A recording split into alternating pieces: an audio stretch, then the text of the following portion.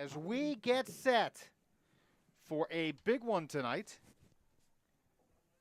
as Reynolds will be taking on the Asheville Cougars. Glad you're joining us, everybody. My name's Connie Costanzo. Derwin Williams joins me as always.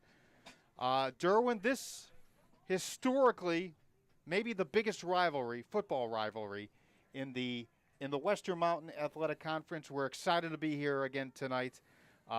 It's been dominated, though, the past decade or so by Reynolds.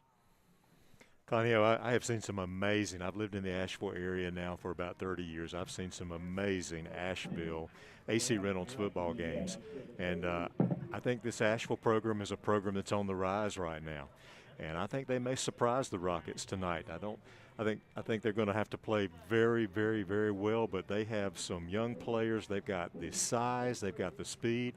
I think they may provide some real challenges for AC Reynolds. But they are not at 100% tonight, are the Cougars. They're not, Conio. I think possibly the best personnel situation that the Cougars had this season was at the linebacker spot with two players, and those players would be Ben Scott and Otis Walton Thatch. Those were two big and very mobile high school linebackers. Walton Thatch had an ACL injury in the first game of the season, and unfortunately he is out indefinitely, and that's a real loss for Asheville. The good news for the Cougars, a lot of other good players in the positions on defense. Derwin, meanwhile, for Reynolds, they just keep rolling. This is a tough stretch for them because they've had to play some of their biggest rivals. They started off knocking off a good Irwin team last week. We saw them take care of T.C. Robertson. Next week, they're taking on North Buncombe. But it just seems like regardless of who's playing and what year it is, over the last, say, 7 years, this Reynolds team has just been able to go through the Western Mountain Athletic Conference, and they've not lost a conference game in a while. They've got a 43-game winning streak on the line tonight. That's pretty incredible. It is. That could be the longest winning streak in the country. I mean, that's an amazing statistic. Conio, we said it last week. Every season we look at this Reynolds team, and what comes to mind is so many weapons, and the weapons just keep coming.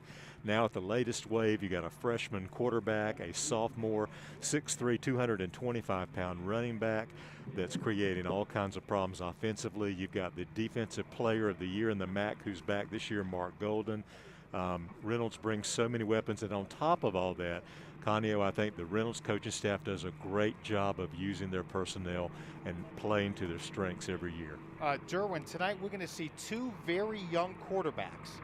Ricky Tolbert for Reynolds, and he is getting his second varsity start. And meanwhile, Khalil Connolly is only a sophomore. So it's interesting, both of these coaches who have different offensive mindsets are going with very young quarterbacks as we're about midway through the season. Reynolds' offense is fun to watch. They do some really unique things. They have a heavy package. They bring in Carter Lindsey, who has experience at varsity quarterback, as a role player at quarterback, or at least that's what they did the last time that we saw them, and I'm sort of expecting that tonight. It's just, again, it's the coaching staff thinking about who do they want, which player do they want to get the ball in their hands in a given situation. And Conio, they do that so well.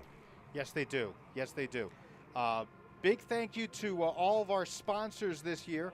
The pregame show is presented by our friends at Spherion. We will take a timeout. When we come back, we will have more, including a conversation with Court Radford, the head coach of the Cougars. We'll do that in a moment. This is the WNC Sports Network.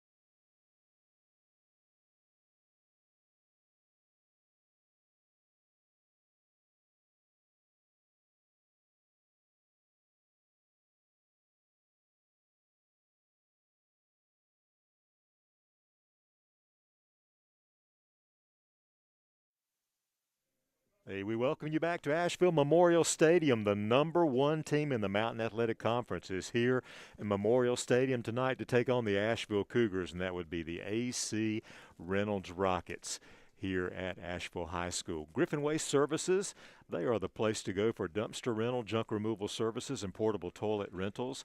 Call 281-4549. We've got some renovations going on at the stadium right now, and I'm looking out the broadcast window right at some Griffin Waste Service portable toilets, which are great to have here at Asheville High School, and we thank Griffin Waste Services. The United Federal Credit Union has top-notch checking and savings accounts and low rates on mortgage or auto loans. UFCU's got you covered. United Federal Credit Union, we get you. Derwin, thank you very much, and want to remind everybody that our broadcast on the WNC Sports Network being simulcast also on the Cougars Sports Network. And so you're able to watch tonight's game and hear our audio broadcast on the Cougars Sports Network. So those of you watching, and a big thank you to our coordinating producer of the Cougars Sports Network, Mr. Sebastian Gant, who is helping us out tonight with tonight's broadcast. So the Cougars and the Rockets kickoff coming up in about 12 minutes or so. And earlier this week, I had the opportunity to talk with the head coach of the Cougars, Court Radford. Here is our conversation with the first-year coach of the Asheville Cougars, Court Radford. Well, Coach, your first year at Asheville High School, you're 2-1 right now. How do you think the season's going for you and the Cougars? I mean, we've had some good and we've had some bad. I'm pretty pleased right now with where we're sitting because we are getting better, and that's what we've told the kids from the jump, is that we're every practice, every game, we're trying to improve and try to, you know, what I keep telling them is that our goal at the end of the season is to be the best version of ourselves. The thing is, I think this team actually has a lot of potential. So are we there yet? No. But have we made strides to get there? We have. You know, so I'm pretty pleased with the strides that we're making so far, but we got to continue to take them. Just how challenging has this year been for you? You're a first-year head coach here. It's a new school district, and, of course, all the issues involving COVID. It had to have been very difficult for you. It has not been easy. It has not been easy. But, yeah, I mean, a lot of people are going through it, and a lot of people are going through a lot worse than what I'm having to go through. You know, so you got to put it on into proper perspective. And the best part about it is I have great kids. I have great assistant coaches. And if I didn't have that, I would be in a world of hurt. But having the kids that keep showing up every day, and they did it for a long time, not knowing if we'd ever play or not. And same thing with my assistant coaches. They showed up every day not knowing if anything was ever going to happen. And so having those support groups with me, you know, it's made it easier to get through it. What has been the biggest thing that has surprised you as the head coach here? That's a tough one. Well, I try to be very organized. And so, you know, when I took this job, I came in with a specific plan of, you know, in February we're going to do this, in March and April and all the way down through the season, you know, and then we have the pandemic happen, and basically ever since that's happened, it's very hard to plan a week ahead, much less, you know, months ahead. So that would be, you know, as far as a surprise. The surprise too is that we have absolutely great kids. You know, I know Asheville sometimes has had a bad reputation with some certain, you know, maybe the teams, but the kids here are unbelievable. They're great kids. They work hard. They do everything we ask them to do. We have great kids. I have to ask you about one of your players in particular. We were talking about him before, Ben Scott, outstanding defensive player for you, a senior. I know players like that are important for you, especially as a first-year coach, because it's a new scheme, new coaching staff, so you need coaches on the field, and he helps from that regard. There's no doubt. Ben's played a lot of high school football games, and a lot of very important high school football games. And so to have his experience, you know, and really the whole senior class, and that's one thing I'm just so thankful for, is that a lot of negatives come out from the pandemic, but one of the positives is that I got to really know this senior class. And a lot of times when you come in as a head coach, you know, and you kind of get the summer with them, then you play, and then they're gone. And you never get a chance to really know them very well.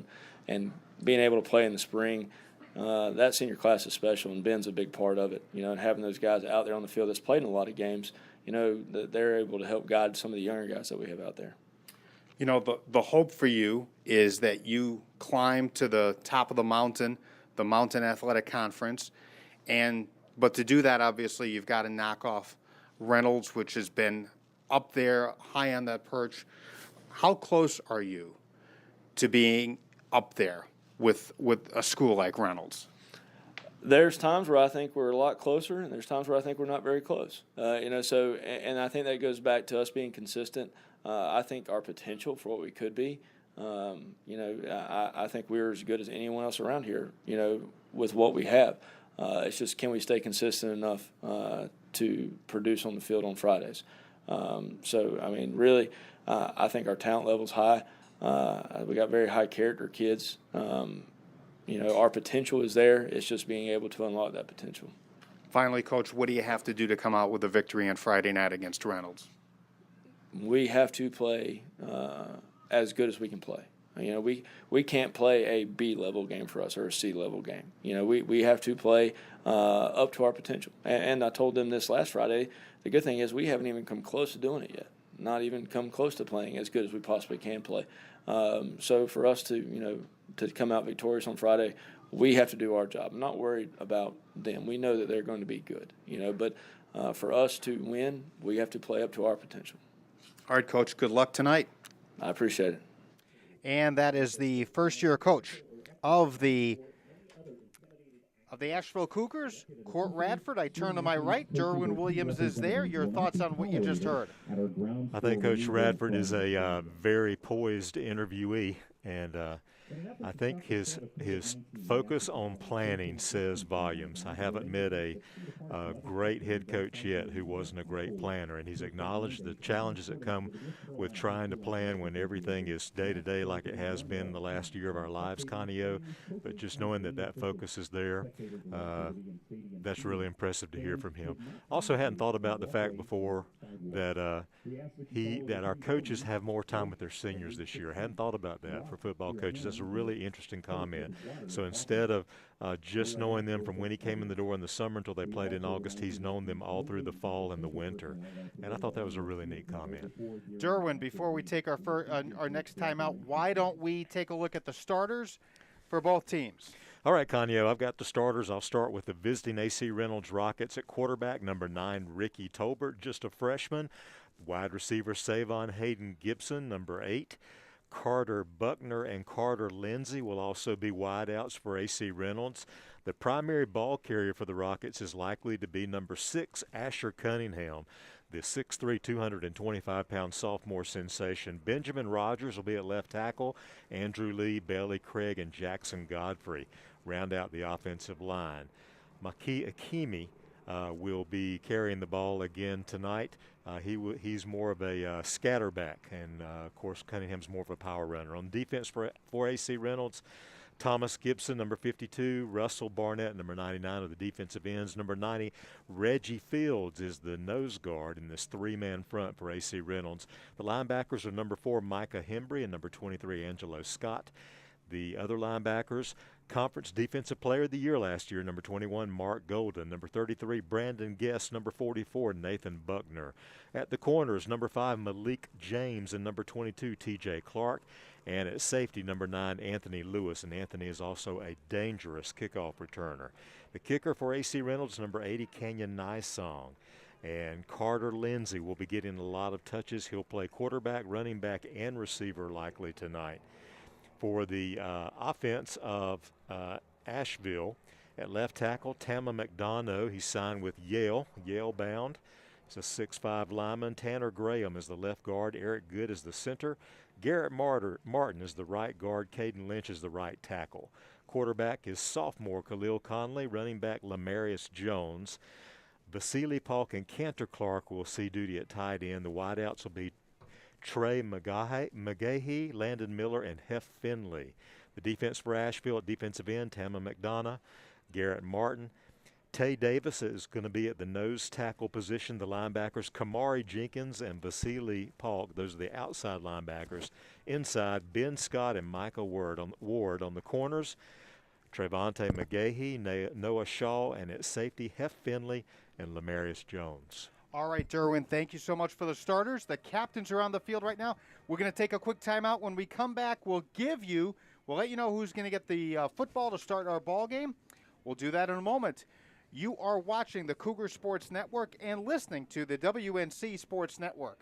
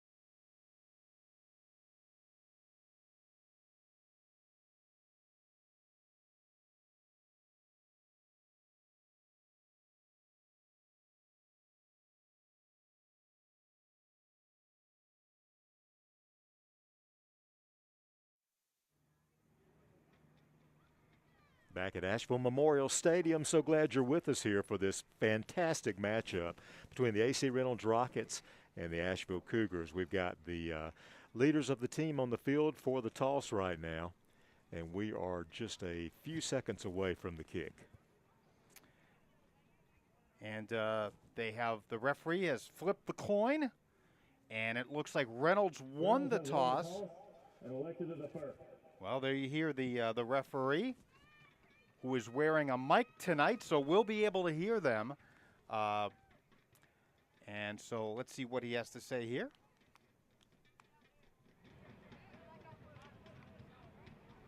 And Asheville will receive the kick, and they'll receive it in the direction of the scoreboard off to the left of us. Derwin, how about some keys to tonight's game? Well, Connie, some of the things I've got down, we said that Asheville's going to receive the kickoff. I think Asheville's going to try to speed up the game with their running game, and that'll be a key is whether or not they can do that. A big key, Conio, Asheville's had some trouble taking care of the football. They've had 7 fumbles so far this season. So I know that Coach Radford wants the Cougars to take better care of the football tonight. And then a huge key in this game, Asheville has the best kicker in the MAC right now. That would be Liam Boyd. And I watched Liam Boyd kick 2 field goals in a game earlier this season. One of them was a 36-yarder. Conio, plenty of room to spare. I think that young man could kick a 45-yarder based on what I've seen. And what's really incredible is this is the first year he's ever played football. So this was a real surprise to Coach Radford, a very pleasant surprise. The Cougars, if they get the ball, and this is a quote from Coach Radford, if they get down to the 30-yard line and they're in a kicking situation, they're going to kick a field goal, and that could be a big factor tonight. The Cougars on the field, and Derwin, tonight's Cooks Sporting Goods uniform report. We'll start with the home team. The Cougars are wearing their black tops and bottoms, white numerals, cardinal red helmets with white stripes and the paw print on the helmet. For Reynolds, they are wearing their all whites, green numerals. They've got green helmets with the Rockets logo off to the left and right side. And a big thank you to our friends at Cook's Sporting Goods for being a sponsor of the Cougar Sports Network and giving us the Cook's Sporting Goods uniform report. I will tell you, I am a big fan, Derwin, of that Asheville uniform because it's a black top and white numbers, and there's no middle color in between the black and the white there, so it's easy for us broadcasters to see that information. So, nice song to kick it off. Asheville will send 2 men back deep.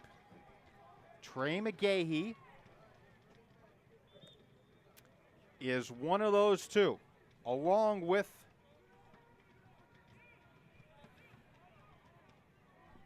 Heff Finley. This looks like it's going to be a pooch kick. And indeed, that's the case. Angled to the far side of the field. It's taken at the 20. And the returner's going to get to maybe the 23-yard line, middle of the field. That's where we'll see Asheville scrimmage from to begin tonight's ball game. And a reminder, our first quarter scoreboard from our great friends at Arby's and the Brummett Restaurant Group. Veteran defensive back Anthony Lewis had the tackle for A.C. Reynolds. Let's see what this offense can do here for the Cougars.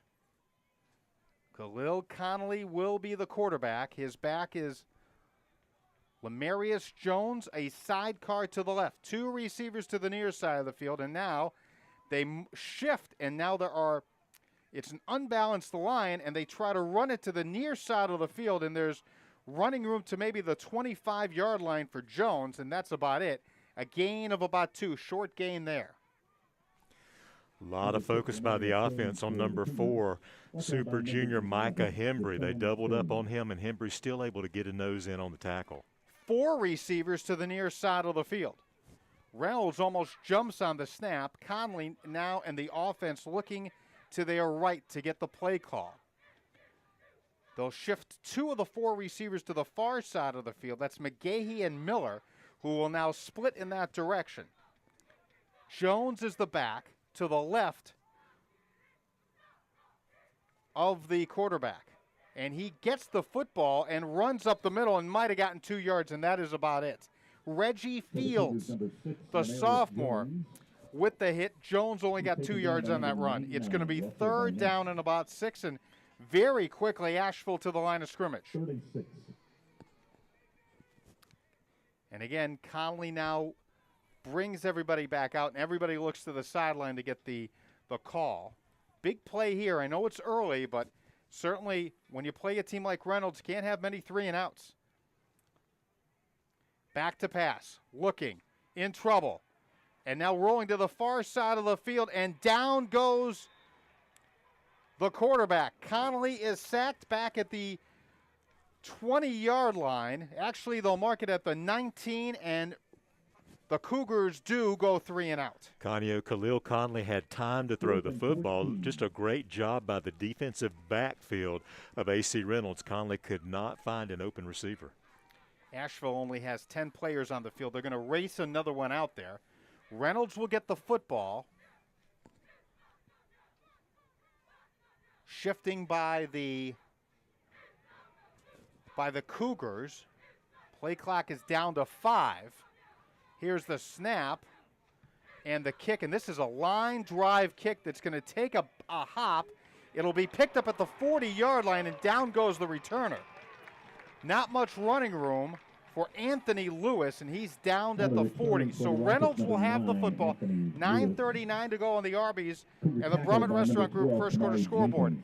Really showy tackle by senior Kamari Jenkins, number 12. He just swallowed up the Reynolds receiver on that play, and he was a huge factor. He had 5 tackles behind the line of scrimmage in the last game for the Rockets, for the Cougars. Sorry, Derwin. Ricky Tolbert is the quarterback. He is out of the pistol, and he will hand the football up the middle, and there's a gain for Asher Cunningham to maybe the 45-yard line. That's a 6-yard run. Number 6, Asher. That's a great first down play for A.C. Reynolds. A lot of misdirection on that play. They had backs crossing behind quarterback Tolbert to take some attention away from Asher Cunningham. 2nd down and 4.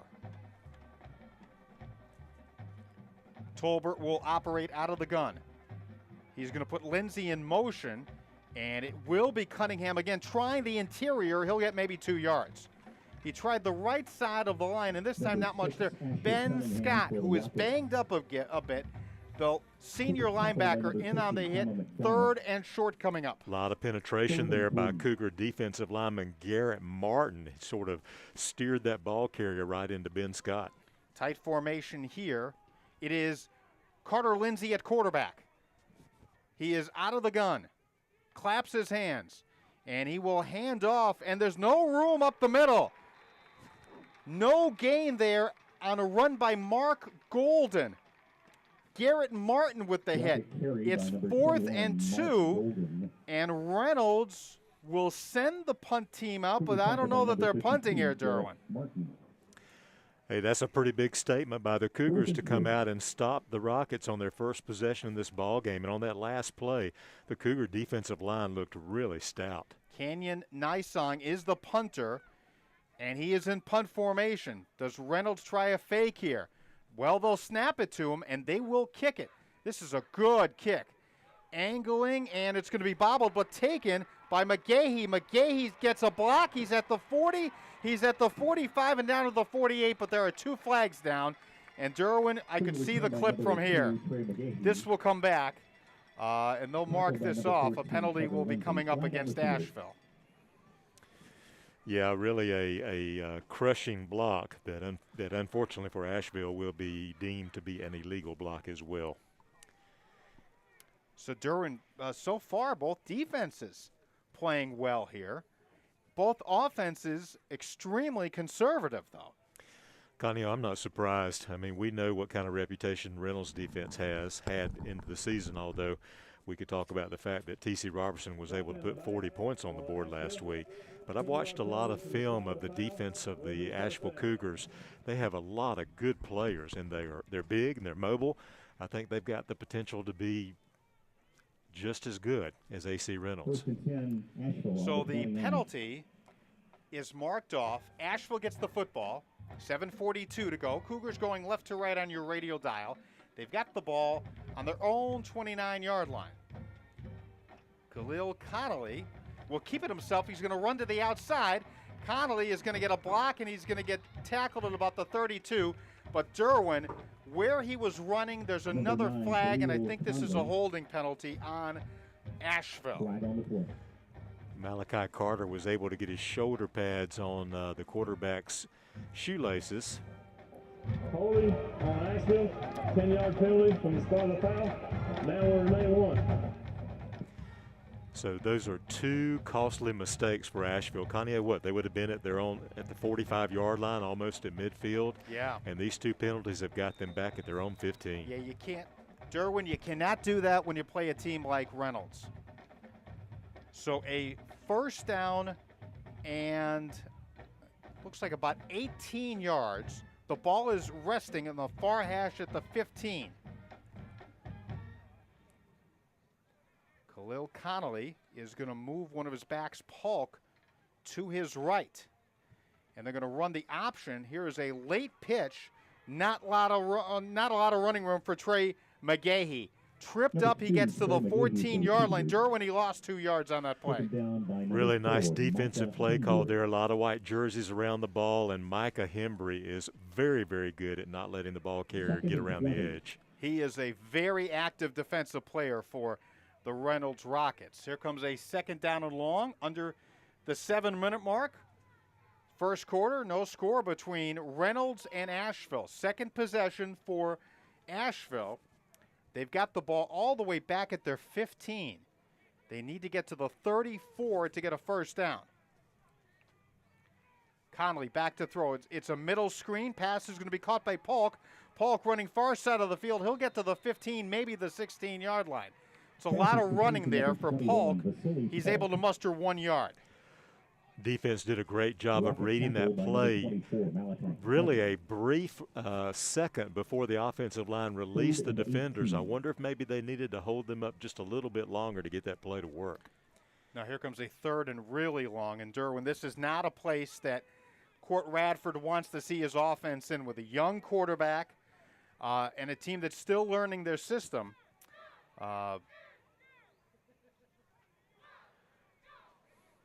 Here comes a third down and long. Officials trying to get the game clock to get reset. Now it is. And so the Cougars can take some more time off this clock here. 3 receivers split to the near side of the field. Conley, the quarterback, a back to his right. Claps his hands. Oh, and the ball is snapped, and it is loose on the ground, and I think Reynolds has it. They do. And a miscue there by Asheville as the ball was snapped to Conley. The offensive lineman didn't move. And the ball's on the ground. Reynolds has it in a wonderful opportunity. And the first turnover goes in the direction of Reynolds. Conyo, Asheville had a new center in the ball game on that down, and I think that created a challenge on that quarterback exchange. Derwin, it is a 1st and 10. The ball is marked at the 10-yard line of Asheville. Option to the far side of the field. This is a keeper, and running up the middle is Tolbert.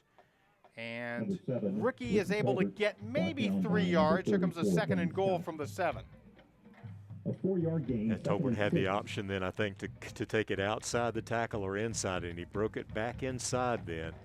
Not a bad first down play inside the red zone.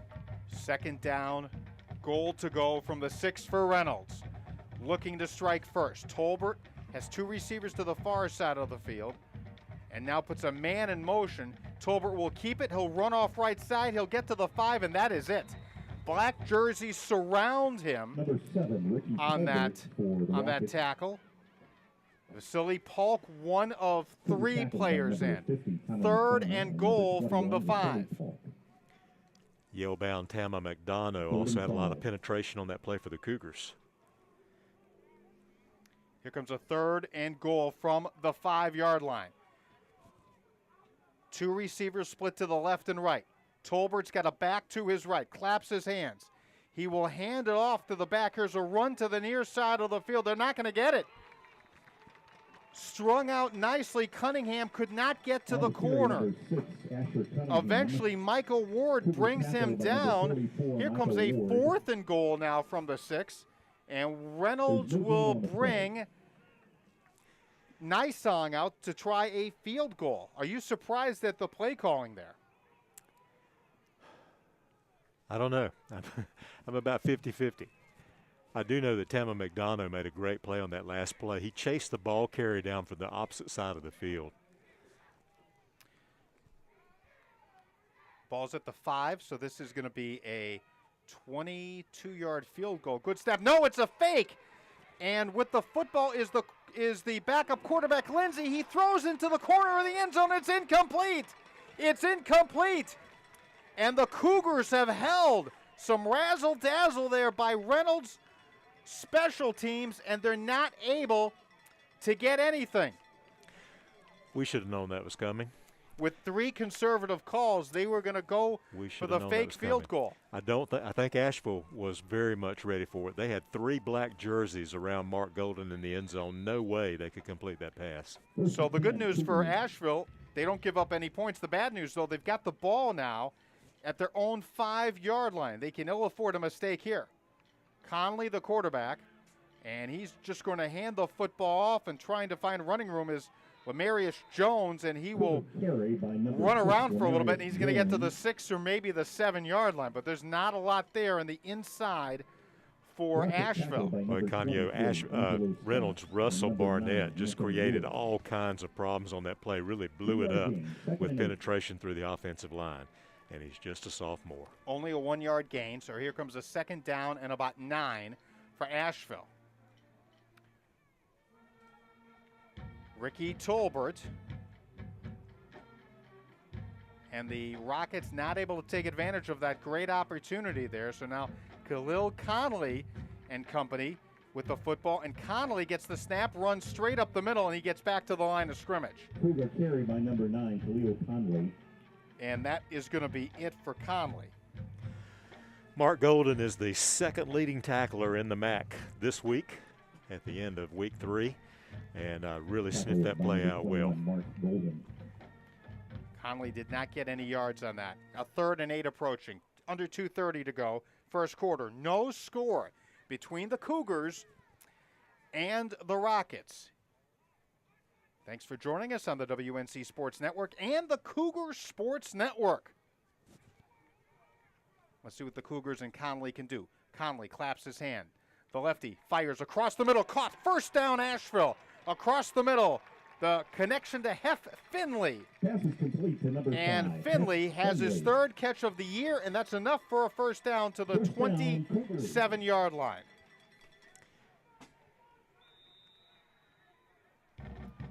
Oh, did Asheville need that? At least they get out of the shadow of their goalpost.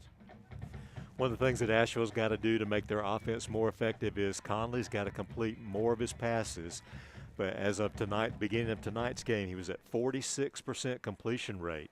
If he can bring those numbers up some, that's going to present a lot more challenge for opposing defenses. Conley has a back to his right, a 1st and 10 near hash snap. He's going to take it himself, run up the middle, and he gets stonewalled at the line of scrimmage. Reynolds was there. He was spun around, was Conley, and then thrown to the ground. Micah Embry in on that hit.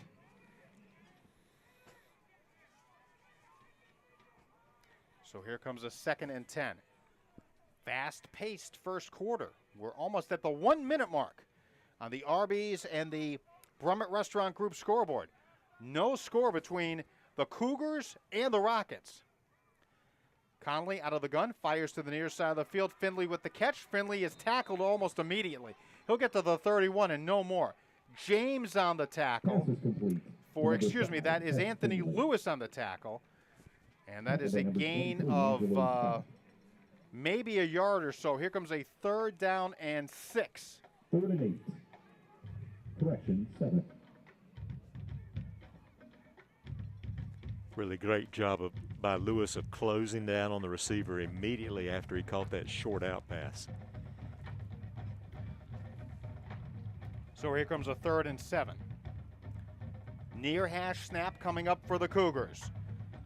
No score in our ball game. This will probably be the final play of the period. And now movement at the line of scrimmage. We'll see what they say. Because Derwin, there was movement by both sides, and let's get the call from the referee. I'm guessing that's going to go against offense. False start on the Asheville. Be a 5-yard penalty from the previous spot. Down will remain 3. So it's still going to be 3rd down. Derwin, 3rd penalty against Asheville. We mentioned this, when you play Reynolds, you cannot make these kinds of mistakes. You almost have to play a near-perfect game. I think Coach Radford addressed that. He said we can't play a C game or a B game tonight. We've got to play an A game to win. And Derwin, Asheville's going to let the clock run out smartly. So at the end of 1 here from Asheville High School, it's the Cougars nothing and the Rockets nothing. We'll take a timeout. Back with more in a moment on the WNC Sports Network. High Country Truck and Van, Western North Carolina's commercial truck center, specializing in quality, pre-owned, low-mileage, light-duty trucks, vans, and flatbeds. High Country Truck and Van is family-owned and operated, located at 1021 Charlotte Highway in Fairview. You can check them out online at highcountrytruckandvan.com or stop by the lot and see Rick for all of your commercial vehicle needs. Pizza Pizza, the official post-game destination of the Asheville Cougars. Pizza is open late, so stop by for one of their 28-inch pies or one of their massive slices of pizza. Pizza is located off of Millard Ave on Asheville's South Slope. Again, Pizza Pizza, the official post-game destination of your Asheville Cougars.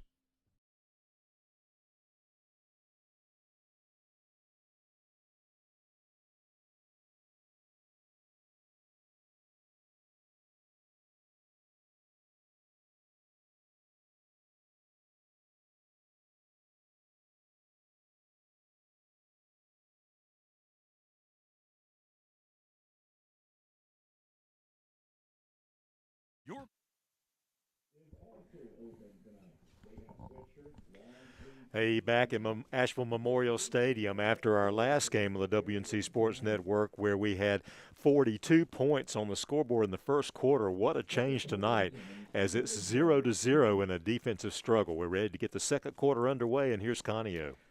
Okay, Derwin, thank you so much. Asheville with the football, going right to left on your radio dial. They have a 3rd and 12, and they will send Conley back to throw. He's going to roll to the near side of the field and just flip the pass. Cantor Clark with the catch, and Clark is across the 35, across the 40. He'll get to the 44-yard line. That's enough for a first down. Conio Khalil Conley grew up on that play. The Rockets had all of his downfield receivers covered. He couldn't find an open receiver. Did a great job of dumping it off to a secondary target. Conley has now completed 2 passes on 3rd and long, and he's gotten them both. Able to move the sticks on both of those plays. Here comes a 1st and 10 now for the Cougars. The ball is at the 44-yard line. Let's see what Khalil Conley can do here. It's going to be a handoff up the middle. Oh, my goodness. Asher Cunningham runs into a brick wall as he gets back to the line of scrimmage. And Reynolds, boy, the interior of that line has been incredible so far tonight, Derwin. You know, even though Eli Hembry was not, Micah Hembry, check that, that's Micah's older brother, Eli. Even though Micah wasn't directly in on that tackle, he stuffed the blocker and made the running back go inside and let the pursuit come and get him. Cunningham now 4 carries, 9 yards. 2nd down and 10. The ball is at the 44 of Asheville. We are in period number 2, 10:40 to go. No score between Asheville and Reynolds. Here's a pass to the far side of the field. That's going to be too high over the head of the intended receiver. Finley was the intended receiver that he just could not climb the ladder. And now that'll bring up a 3rd and 10 for Asheville. Well, Malik James was not far away from that football. It could have been intercepted. Kind of dangerous there for the Cougars. Yeah, and if it was Derwin, that's 6 the other way. Empty backfield for Conley, who's back to throw. Fires near side of the field. The pass is caught by Landon Miller, and Miller is going to be tripped up almost immediately. Down he goes. Nice tackle by Malachi Carter. No block on Malachi, and he came up really, really quickly and immediately got hold of the ankles of the target. And we will see the Cougars punt the ball back to Reynolds. 10 minutes left in the first half. Still no score tonight. And now whistles, and I believe we're going to get a timeout. Timeout called by Reynolds. Timeout, Reynolds. That's the first. 9 minutes, 54 seconds to go here in the first half. And we've got a scoreless ball game, Derwin. So we'll take a minute to thank our friends at Greenstone Media. They are a one-stop shop for digital marketing, web design, and search engine optimization. Our good friends at Greenstone Media. Spirion Staffing. Each person's road to success looks different. Where do you want yours to lead? Spirion Staffing, 348-0390. Finally, Cool Mountain Realty. They are the premier solution for those looking to buy, sell, or build a home. With Cool Mountain Realty, you found your realtor, your stager, your designer, and your construction company. Cool Mountain Realty at coolmountainrealty.com. Derwin, big thank you to the great folks here at Asheville High School for allowing us to broadcast to tonight's game and also to be part of the Cougar Sports Network. You can watch tonight's game and hear our broadcast on the YouTube page for the Cougar Sports Network. Okay, here comes the 4th down punt. It is in the air. This is a tremendous kick. Returner will race back all the way to the 15-yard line. Now up the middle to the 20 and the 25, and Reynolds will scrimmage from the 25-yard line. But what a punt that time by William Boyd. Wow, I felt like I was watching a collegiate punter. That ball was spiraling, and it got up at the top of its zenith, and it turned over just like a good collegiate or professional punter. That was impressive. So the Rockets get the football back, 9:42 to go in the second quarter. We are scoreless. Let's see what Ricky Tolbert does here. Tolbert will fire. Oh, the ball comes out of his hands. He loses the control of it. It's a fumble, but Tolbert falls down on it way back at about the 16, 17-yard line. A loss of 8 on the play. It's 2nd and 18. Well, that's a tough break for quarterback Tolbert, and after doing some things that boosted confidence on the last drive, that wasn't a confidence booster, and he's going to have to shake that one off quickly. It rained quite a bit today, and that's probably part of the reason. And now a bad snap. Tolbert finally gets it, and now whistles are blown. The ball was not snapped on time. This will be a false start called against Reynolds. Here's the call. Dead ball, snap infraction on Reynolds. Be a 5-yard penalty from the previous spot. Now remains 1. So a 2nd down, and now Reynolds with some unforced errors here. And Derwin, they've now got the football. The drive started at the 25. The football is now going to be snapped at the 12. Here's the snap. It's going to be a pitch trying to get to the outside is Akimi, and he cannot turn the corner. He will be dumped. Noah Shaw brings him down, and that is a loss back to the 5-yard line. 3rd and forever coming up for the Rockets. Connie, I had Kamari Jenkins, and Jenkins got a lot of notoriety last week for blowing up plays, and he sure did blow that one up all into the backfield. 3rd down, and it's officially 30 yards for Reynolds. Incredible. And the Rockets will just keep the football on the ground, and they'll muster maybe 2 yards on this short run, and the Rockets will send the punt team out. Wow. Yeah, they're just putting all the faith in their defense right now. Now, Derwin, the offense still on the field, and now the special teams coming out. Shane Laws told me one time if he could, he would not have a punter on the team. But there's no way he's going to go for it with the ball on his own 8-yard line. I'm sorry. No, Reynolds will punt, and they will send Canyon Nysong into the end zone. He's standing at the letter L for Asheville. Here's the snap. It's a low snap. He gets it away. Here is the kick. It's going to be fielded at the 48-yard line by McGahee, running to the near side, to the 35, to the 30. Still on his feet. McGahee is down. Finally at the 25 of Reynolds. Asheville with tremendous field position. 7:33 to go in period number 2 on the Griffin Waste Services second quarter scoreboard. Asheville nothing, Reynolds nothing, but the Cougars have a great opportunity right here. Well, Connie, I just feel like I can feel the confidence building on the Cougar side of the field. These guys have held Reynolds scoreless in the first quarter. They've had some good field position. Really, they've shot themselves in the foot with mistakes. They're doing really well, and they're growing in their confidence.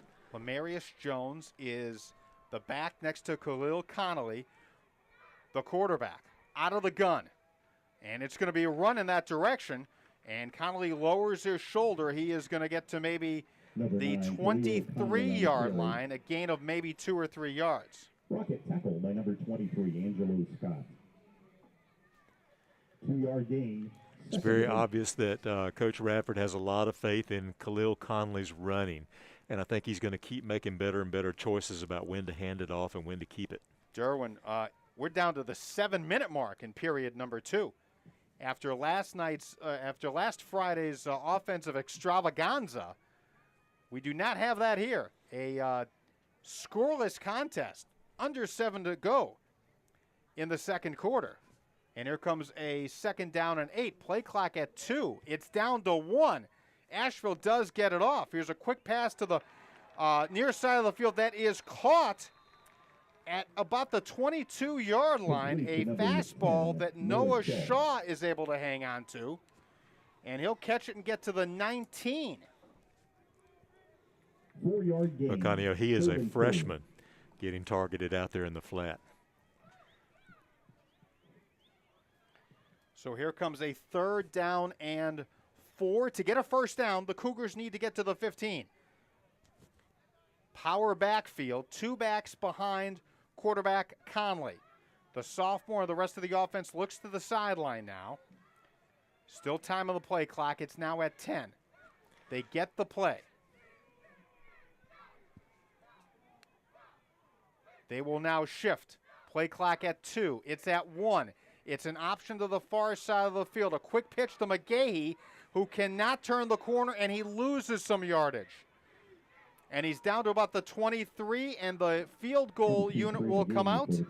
It'll be William Boyd, and he will try a 40-yard field goal to put the first points of the game on the scoreboard. That's big time. That's a big-time high school field goal. And Micah Hembry just made a big-time play from his left defensive end position, too. Boy, this would be huge to hit a 40-yarder and give your team the lead. Connie, he's got the range. I'm expecting him to make it. Let's see if he does. Good snap. The hold is down. The kick is on the way. It is good. The kick is good. And with 5 minutes to go in period number 2, Asheville strikes first. The Cougars 3, Reynolds nothing. This is exactly the tempo game that Asheville wants. It's running dominant. The clock is moving quickly. Their defense has held up well so far, and the Cougars are looking good. And like I said, that's another way that their confidence is just building by the minute here in this ball game. So Derwin, on the second quarter, Griffin Waste Services scoreboard, it's Asheville 3 and Reynolds nothing. By the way, Derwin, we are back here tomorrow. Not tomorrow night. We are back here on Friday night. Next Friday night, the Cougars will host Freedom, and you'll be able to hear the game on the WNC Sports Network, and you will also be able to hear the game on the Cougar Sports Network on the YouTube page. So definitely check that out. Well, Derwin, I did not expect this. I expected Asheville to be very competitive, but I didn't expect the score to be 3-0 halfway through the second quarter. And I think that is in Asheville's favor. Oh, I don't think there's any doubt. The lower the score is, that is a huge, huge advantage for the Cougars. It'll be Boyd to kick it off.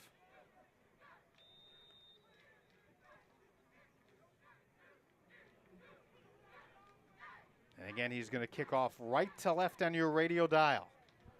He'll run up to the football, put it into play.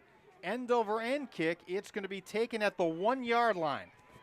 Run to the far side of the field to the 10 and dropped at about the 14-yard line. Not a lot of running room for Anthony Lewis. And he goes down there, so Reynolds will start at about their 15. Great job by senior Israel Walker, number 3 of Asheville. The ball carrier got by him one time, and then he caught up with him from behind and brought him down. Let's see what the offensive Shane Laws and the Rockets have in store here. They will put a man in motion, and they'll run the ball up the middle to Asher Cunningham. And Cunningham is hit in the backfield. He loses a yard. Boy, Canio, the front four of that Asheville defense just dominated the Reynolds offensive line on that play. Second and 10 coming up. No gain there. Reynolds will go out of the pistol. 2 receivers to the left and right of Ricky Tolbert. Now Tolbert looks to the sideline to get the play. 4:16 and counting, second quarter. Asheville 3, Reynolds nothing. Play clock is down to 6. Back to throw is Tolbert. Has time, running out of it. He's going to run to the near side of the field. Pass is tipped. It's going to be intercepted. It's picked off by Asheville, running to the 10, to the 5, and down at the 4-yard line. Picked off by Vasily Polk. Asheville in business, 1st and goal for the Cougars. And Asher Cunningham made the touchdown saving tackle, actually knocked Vasily Polk out of bounds right at the 2-yard line. Derwin, there's a penalty marker down at about the 11-yard line. So let's see what the officials say here. Bad block.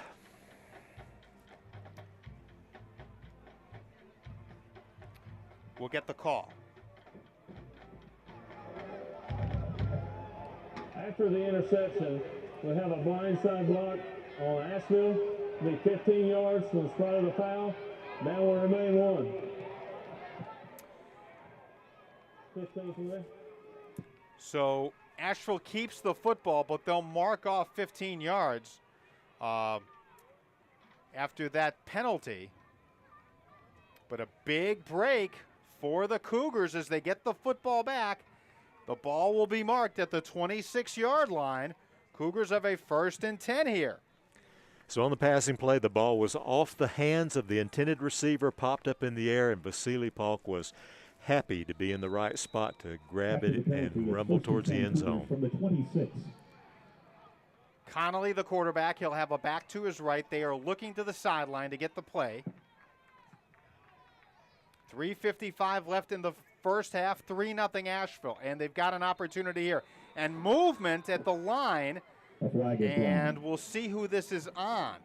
It's going to be an interesting call because the Rocket player moved first and may or may not have gotten into the neutral zone. Yeah, Derwin, I think you might be right. I think this is going to be offsides. And it is going to be offsides. Dead ball, encroachment on the defense, 5-yard penalty from the previous spot. Now remains 1. After the penalty, it's So first a and first 5, down Cougars. and 5 now. And the ball moved to the 21 of Reynolds. And you got to realize Asheville's already in field goal position. Yes, they are, aren't they? Connolly, the quarterback. He'll hand off, big hole off the right side. Jones is able to exploit it. Lemarius is able to get to the 15-yard line. And let's see if that's enough for a first down. For the Cougars, number 6. And yes, Jones has the first down. 3 carries, 9 yards for Jones. First and 10, Cougars on the 15. Connolly gets them to the line and now looks over to the sideline. 3:30 to go, first half. Asheville 3, Reynolds nothing, and the Cougars have the ball at the 15 of Reynolds.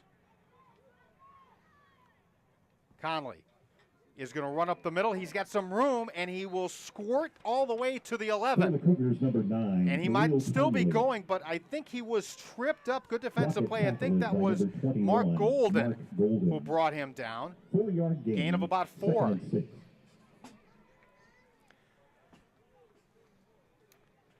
Second down and 6. Under 3 minutes to go in the first half. You could not script this any better if you were Court Radford. And Asheville using up every second on the play clock. They want to quicken the game, and they've done that. Khalil Connolly, the sophomore quarterback, claps his hands. He will hand off up the middle. There's not much there. Lemarius Jones gets thrown back, Cougars, number 6, and they're Lemarius all Jones. over him. Rocket tackle by number 25, No gain Sean there. Anderson. As Sean Anderson, the junior, helping out. 3rd and 5. And here comes a 3rd down and 5. The ball is at the middle of the field, and it's a 3rd and 5 from the 10. Senior John Ramirez was a big part of why that play did not go well for Asheville.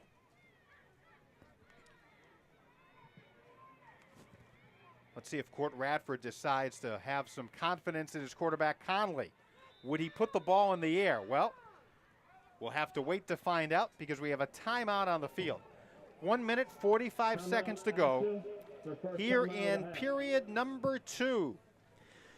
Financial advisor Catherine Marsani. Do you know how much money you'll need in retirement? Catherine can help you refine your retirement strategy and take a look at all of your retirement accounts. Catherine Marsani, she's an Edward Jones financial advisor on Charlotte Highway in Fairview. Financial advisor Catherine Marsani. Fans, you can always hear the WNC Sports Network on demand. Just check out our website. Many of you are there now, the WNCSportsNetwork.com. Or you're watching us on the Cougar Sports Network. You can scroll below the video for a link on our website, and you can relive some of the best games during the past 5 seasons. Don't forget that the WNC Sports Network has been covering Mountain Athletic Conference athletics for 5 years. Okay, Derwin, huge play here. 3rd down and 5. The ball is at the 10 of Reynolds. Conley looking to the near side of the field, escapes, fires into the end zone, overthrows everybody. It's incomplete. And Asheville will send the field goal team out, and they will try to put 3 more points on the board. Conio, I don't want to put any kind of a jinx on Liam Boyd, but this young man has not missed a field goal this year. And I believe this will be his 6th.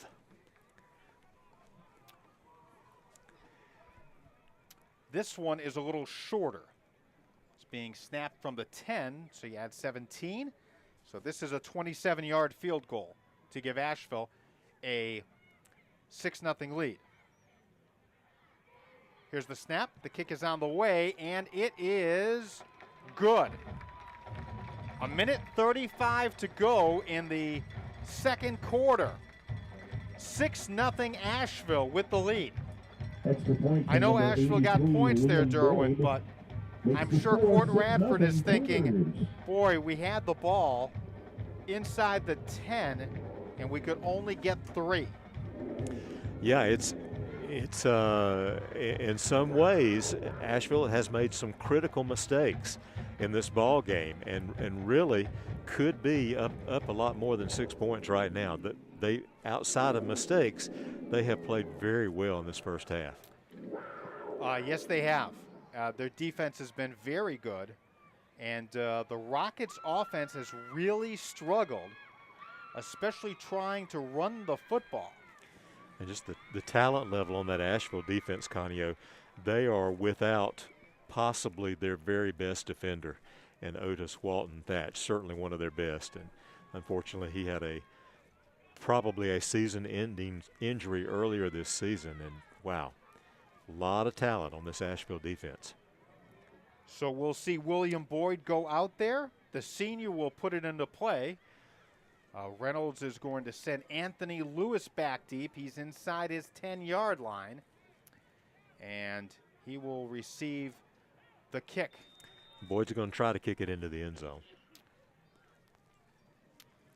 I am going to guess that you are correct. This is a line drive kick. Oh, it's going to be fumbled and bobbled around. Lewis takes it at his 1. Now running to the near side of the field. He's at the 20, and he's going to be tackled by Ben Scott at about the 19-yard line. So give Lewis credit. He probably should have let that ball go maybe out of bounds or into the end zone, but he did pick it up and he made something out of nothing. We know Anthony Lewis so badly wanted to get something big to happen for Reynolds. This guy's got to feel bottled up right now, Conio. I can't think of a single big play from this Rocket team in the first half, and what an unusual statement that is. Derwin, the longest play for Reynolds in the first half was a 6-yard run by Cunningham. That's been it. 1st and 10 for Reynolds. And Derwin, they've got a new quarterback in there. Carter Lindsay is in there, a quarterback, and Reynolds has to call a timeout. They do not have the right personnel in. They're missing a player. Saw Carter Lindsay counting players and they're signaling the coaches, so they decide to go for the timeout. Holy cow. Coach Radford has done a masterful job of controlling tempo in this first half. Derwin, why don't we give you some scores from around the Western Mountain Athletic Conference. Some scores that we have. Here it's 6-0. Asheville with the lead on Reynolds. $1:26 to go in the first half. Second quarter score, Irwin leading Tuscola. That's a 7-6 ball game. They are in the second. North Henderson and North Buncombe, Derwin, tied at 7. And West Henderson and T.C. Robertson, they're in the first quarter. They're no score. Here it's 6-0 Asheville. New quarterback in the ball game. It's Carter Lindsay. Lindsay claps his hands. He's going to run up the middle. Lindsay to the outside. He gets to the 25, to the 30, and he's out about, and then he gets hit late, really late, and a flag comes down by the referee. Yeah. Silly foul there by Asheville, and they'll tack on 15 more. Yeah, no question about that. That was a late hit by the Cougars. Here's the call. Dead ball, personal foul, late hit, out of bounds on the defense. 15-yard penalty from the end of the run, first down. Yeah, you can't do that against a team like Reynolds. Another costly penalty for the Cougars, and another example of it, shooting themselves in the foot with penalties. The ball is now resting at the 42 of Reynolds. Golden opportunity here now to take advantage of this for the Rockets, and now Asheville is going to call a timeout. Timeout, Asheville. Second timeout of the half. With 1:18 to go in the first half, Cougars leading the Rockets 6-0.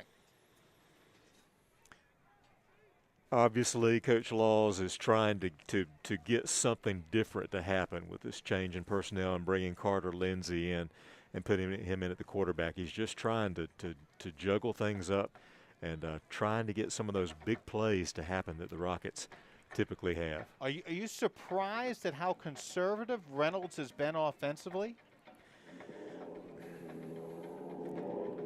I don't know. I just don't have a good feel for that. I know that usually I think they have a lot of confidence in what Asher Cunningham can do between the tackles, and Asheville has shut that down really well so far tonight. And so I don't know. I'm not sure how they will use Carter here, if he's just going to do a lot of running or if he's going to open up and throw the ball some. Well, we'll find out. The timeout's over with. Reynolds has 5 receivers in the pattern, 3 to the far side of the field. Lindsey, the quarterback, 3-man line, 4 rush. Lindsey fires across the middle. That is going to be caught across the 35 to the 32-yard line, and that is Carter Buckner. First down Number 12, Luke Hale for the Buckner. Rockets. First down. Well, there's one answer. Pretty deep strike on a vertical route there. Number 5, Hef Finley. Quick pass far side of the field. That's going to be caught. Running room for Hayden Gibson. And Hayden Gibson finally out of bounds at about the 24-yard line. And we've got an illegal block that's going to go against A.C. Reynolds on the far side of the field. Yeah, I think they are going to get Luke Hale, who held on that play. Here's the call. Block in the back on Reynolds. 10-yard penalty for the spinal foul. Now will remain 1. And that's frustrating for Reynolds because that's the Reynolds style, a 25-yard pass, a pass on the flank for 10 yards, and then a penalty brings it right back. So Lindsey in the offense now looking at With the penalty, it's 1st and 20. a first down, and PA announcer said 20. It's a little bit more than that. But it is first and very long for Carter Lindsey. 52.7 seconds to go in the half. 22. 22 yards. Mr. Math over here able to put that together. Lindsey claps his hands, back to throw, fires far side of the field. Pass is caught. It's going to be caught by Hayden Gibson. Savon is able to get to the 36-yard line. Pickup of 8, and the clock stops as Reynolds takes a timeout. No, Hayden Gibson went out of bounds. This is your Reynolds go for it on 4th down situation, Conio. Oh, check that. We're second. I thought they had it on 4. Yeah, it's 2nd down now and 20.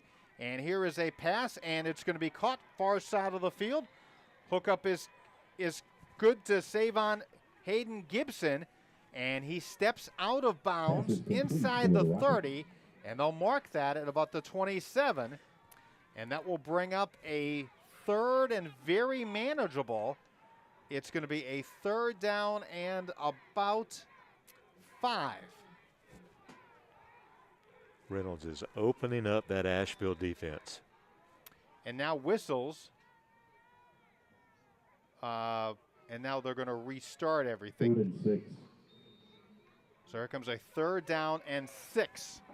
3 receivers near side of the field. Carter Lindsey claps his hands, back to throw. 3-man rush. He's going to step up, and he's going to run to the far side of the field. Lindsey's got the first down, and he's going to be tackled at the 20-yard line. 7-yard run for Lindsey. First down, Reynolds. 31.2 seconds to go. It's a Rocket first Well, down. Carter did not hesitate to come out of the pocket then and put his feet to the ground, and he is a dangerous runner. His acceleration is awesome. 3 receivers. Lindsey back to throw, looking far side of the field. Steps up, a lot of room. He's to the 20. He's to the 15. He's going to run to the near side. He's going to get to the 10. He's going to go out of bounds at the 5. First and goal at the 5-yard line for Reynolds. Carter Lindsey doing it all by himself here. He gets 15 on that run. What a great response by Carter Lindsey to his coaches in this series for Reynolds. They put him in to get something going, something moving, and that is exactly what he has done. Asheville leading our game 6-0, but Reynolds is driving, their best drive of the night. And now we're going to get a timeout that's going to be called. And it's called by the Cougars. That's their last one with 15.1 seconds to go, Derwin. A first and goal coming up here from the 6-yard line. And on the Griffin Way Services second quarter scoreboard, Asheville is leading 6-0. Arby's in the Brummett Restaurant Group. They are the operators of 61 Arby's in North and South Carolina. At Arby's, we have the meats. Griffin Waste Services for dumpster rental, junk removal services, and portable toilet rentals. Call Griffin Waste Services 281-4549. Finally, the United Federal Credit Union has top-notch checking and savings accounts and low rates on mortgage or auto loans. UFCU's got you covered. That's the United Federal Credit Union. We get you. Derwin, this is not the only game going on tonight. Other scores, we've got North Buncombe leading North Henderson 14-7, Irwin 14, Tuscola 6, West Henderson nothing, TC Robertson nothing. Those are second quarter scores. First and goal for Reynolds. The ball is at the 6-yard line, near hash. Carter Lindsay, the quarterback, puts a man in motion on the far side of the field. He keeps it. He's going to throw into the end zone. It is caught. That is a touchdown. Touchdown, Reynolds. And it's one of the offensive linemen, Russell Barnett. A lineman's dream. He catches a touchdown in the back of the end zone with the extra point. Reynolds will take the lead with 11 seconds to go. Why did they never throw the ball to me when I played offensive line? I don't understand. Well, you were the Roberto Duran of offensive linemen, my friends. You remember his nickname? I don't. Hands of Stone. Oh, great. Derwin, not a boxing fan, apparently. Here's the extra point. It is good. With 11 seconds to go in the first half. It's Reynolds 7, Asheville 6.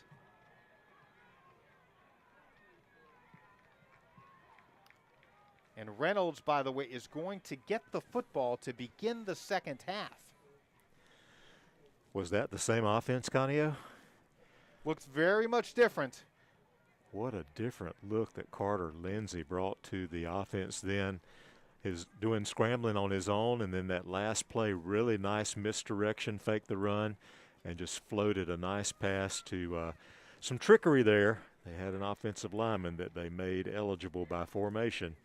And Mr. Russell Barnett, like you said, he'll never forget that.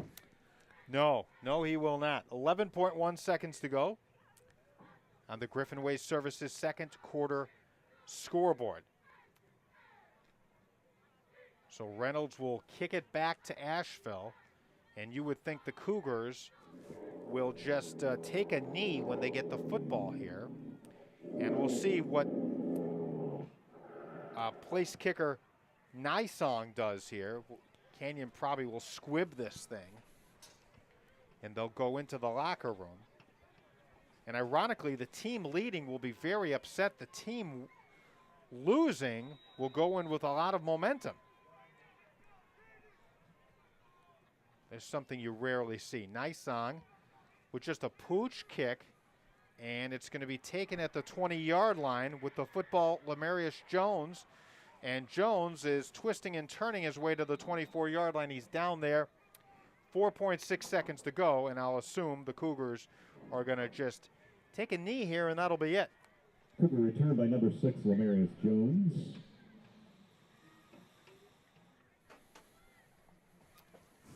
Well, Coach Radford will take these guys into the locker room at halftime and say, guys, if we had cut out some mistakes in this first half, we'd be ahead by a touchdown or two right now.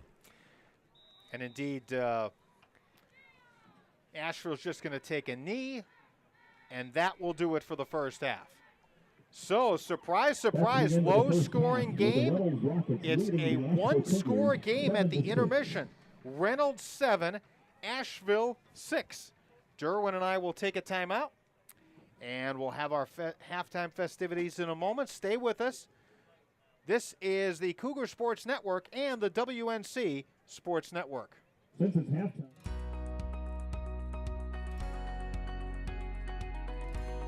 Welcome to Asheville High School. I am Derek Edwards, the principal here, and while I'm sure you all would love to hear me talk, I have experts on our campus who will tell you a much better story about Asheville High, our students. So thank you and enjoy listening to them. My name is Anthony Freeman. I am a junior here at Ashford High School. I'm Concetta Conrad, and I am a sophomore at Asheville High School. I'm Greta Shallquist, and I'm a senior. I'm Michael Ward, and I'm a junior here at Asheville High School. My name is Ben Neal. I'm a senior here at Asheville High, and I'm the student body president. Here at Asheville High, we offer a ton of both honors and AP classes that are all taught by really incredible teachers, and they prepare us for success. We have science, math, and engineering. My favorite one is math. In my English classes, we have studied minority relations and race relations in America. We've looked at urban renewal throughout history. So we learn about not only things like books, but what really impacts our lives outside of the classroom, and that prepares us for success beyond Asheville High. Here at Asheville High, our clubs are an extension of the classroom. We have clubs like student government, where you're able to work on problems at the school level and prepare yourself to solve problems at the local, national, and global level. Welcome to the Asheville High Marching Cougars Band Room, where we have wind symphony, symphonic, and marching band. Another incredible opportunity that we have here at Asheville High is our engineering program taught here in this amazing space. It's equipped with miniature manufacturing robots, technology to build robots, and more. This is our wonderful theater where we host our plays and our theater classes. From learning scripts to monologues and even play production, students can express themselves creatively here. Including theater, we have a lot of other arts opportunities like chorus and dance and many others. It's a great way to bond with others and make many new friends here. Here in our CTE department, we offer a variety of classes such as foods, where you learn about food safety, recipes, and a variety of other things related to cooking. Here you see Simon with one of our great teachers, Miss Monson, working on a pound cake. I like to bake cake in the oven. One of our most unique opportunities is our ceramics class. We're one of the only schools in all of Western North Carolina with a full ceramic studio, and we have one of the coolest teachers ever teaching the class, Miss Davis. Aquí en Asheville High ofrecemos muchas clases en diferentes idiomas como francés, español y chino.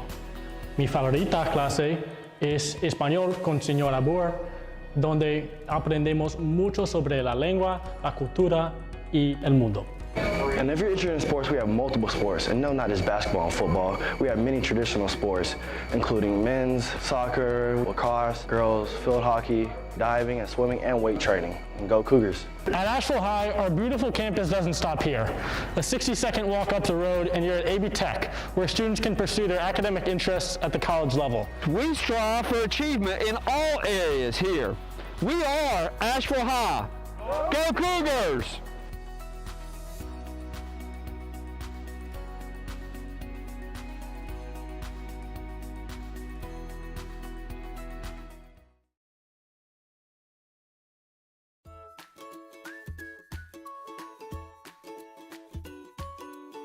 Hey everybody, welcome to SILSA. I am Principal Cush, and I am here to give you a little bit of a tour and tell you more about our amazing school.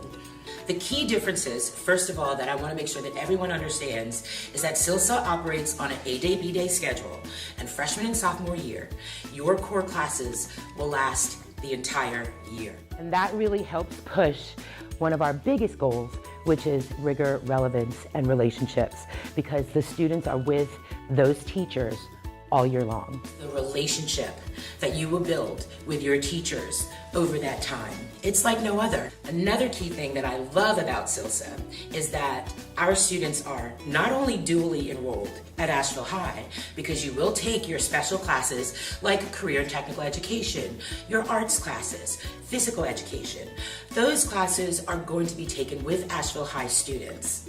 However, you're also dually enrolled at AB Tech. And that is because SILSA is a part of the Cooperative Innovative High School Consortium. Many students that graduate from SILSA can start college with at least their freshman year under their belt. So I've been teaching at SILSA since 2013, and I love it, and I love my students, and I get the opportunity to work with students every day on inquiry-based learning, as well as heavy discussion within class. Hi, my name is Seth Bellamy, and I'm the SILSA Student Body President. The initial reason why I chose SILSA was because of the small class sizes and the tight-knit community SILSA created. SILSA is able to build this community and provide a foundation for rigor and great experiences. And that's why I am SILSA. I think the power to build those relationships is what makes SILSA extra special, but also because we're big on pushing leadership capacity at SILSA. And in that time, students are given the opportunity to follow, but also lead. Our seniors serve as mentors to our freshmen through our course called Survivor. But this year, what I'm super excited about is our Racial Equity Ambassador Program, and that is where we are using students to go through a formalized training. They have learned how to host and facilitate conversations about tough issues. One of the things that I'm most proud of is this amazing labyrinth. You have the process of walking a pattern, and basically you enter the labyrinth, but you also are entering and centering yourself. And the goal is to make it to the center. You are more centered and connected with yourself. One thing that's important to understand about SILSA is that it's only comprised of core teachers and one EC teacher who co-teaches with all of the other core teachers. And we have one counselor that's specifically dedicated just to SILSA. Even the students that come to SILSA, when they play athletics for Asheville City Schools, they wear Asheville High Cougars on their chest. We are all a part of the large Asheville Cougar family. Thank you so much for joining me today. If you have any questions about SILSA or you want more information, do not hesitate to shoot me an email. And I look forward to welcoming you to the SILSA Cougar family.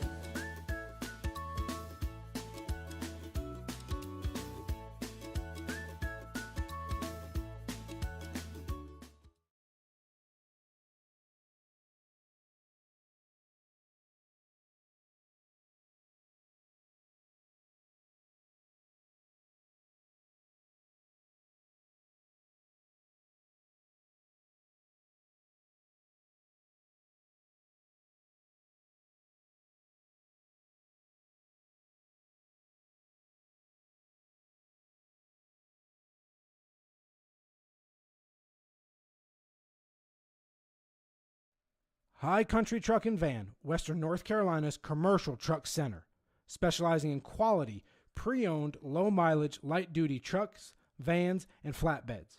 High Country Truck and Van is family-owned and operated, located at 1021 Charlotte Highway in Fairview. You can check them out online at highcountrytruckandvan.com or stop by the lot and see Rick for all of your commercial vehicle needs. Pizza Pizza, the official post-game destination of the Asheville Cougars. Pizza is open late, so stop by for one of their 28-inch pies or one of their massive slices of pizza. Pizza is located off of Millard Ave on Asheville's South Slope. Again, Pizza Pizza, the official post-game destination of your Asheville Cougars.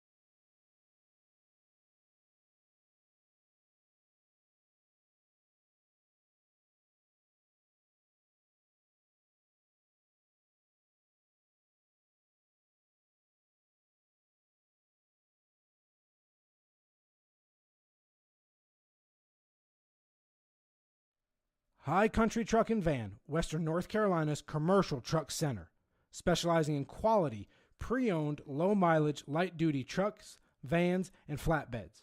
High Country Truck and Van is family-owned and operated, located at 1021 Charlotte Highway in Fairview. You can check them out online at highcountrytruckandvan.com or stop by the lot and see Rick for all of your commercial vehicle needs. Pizza Pizza, the official post-game destination of the Asheville Cougars.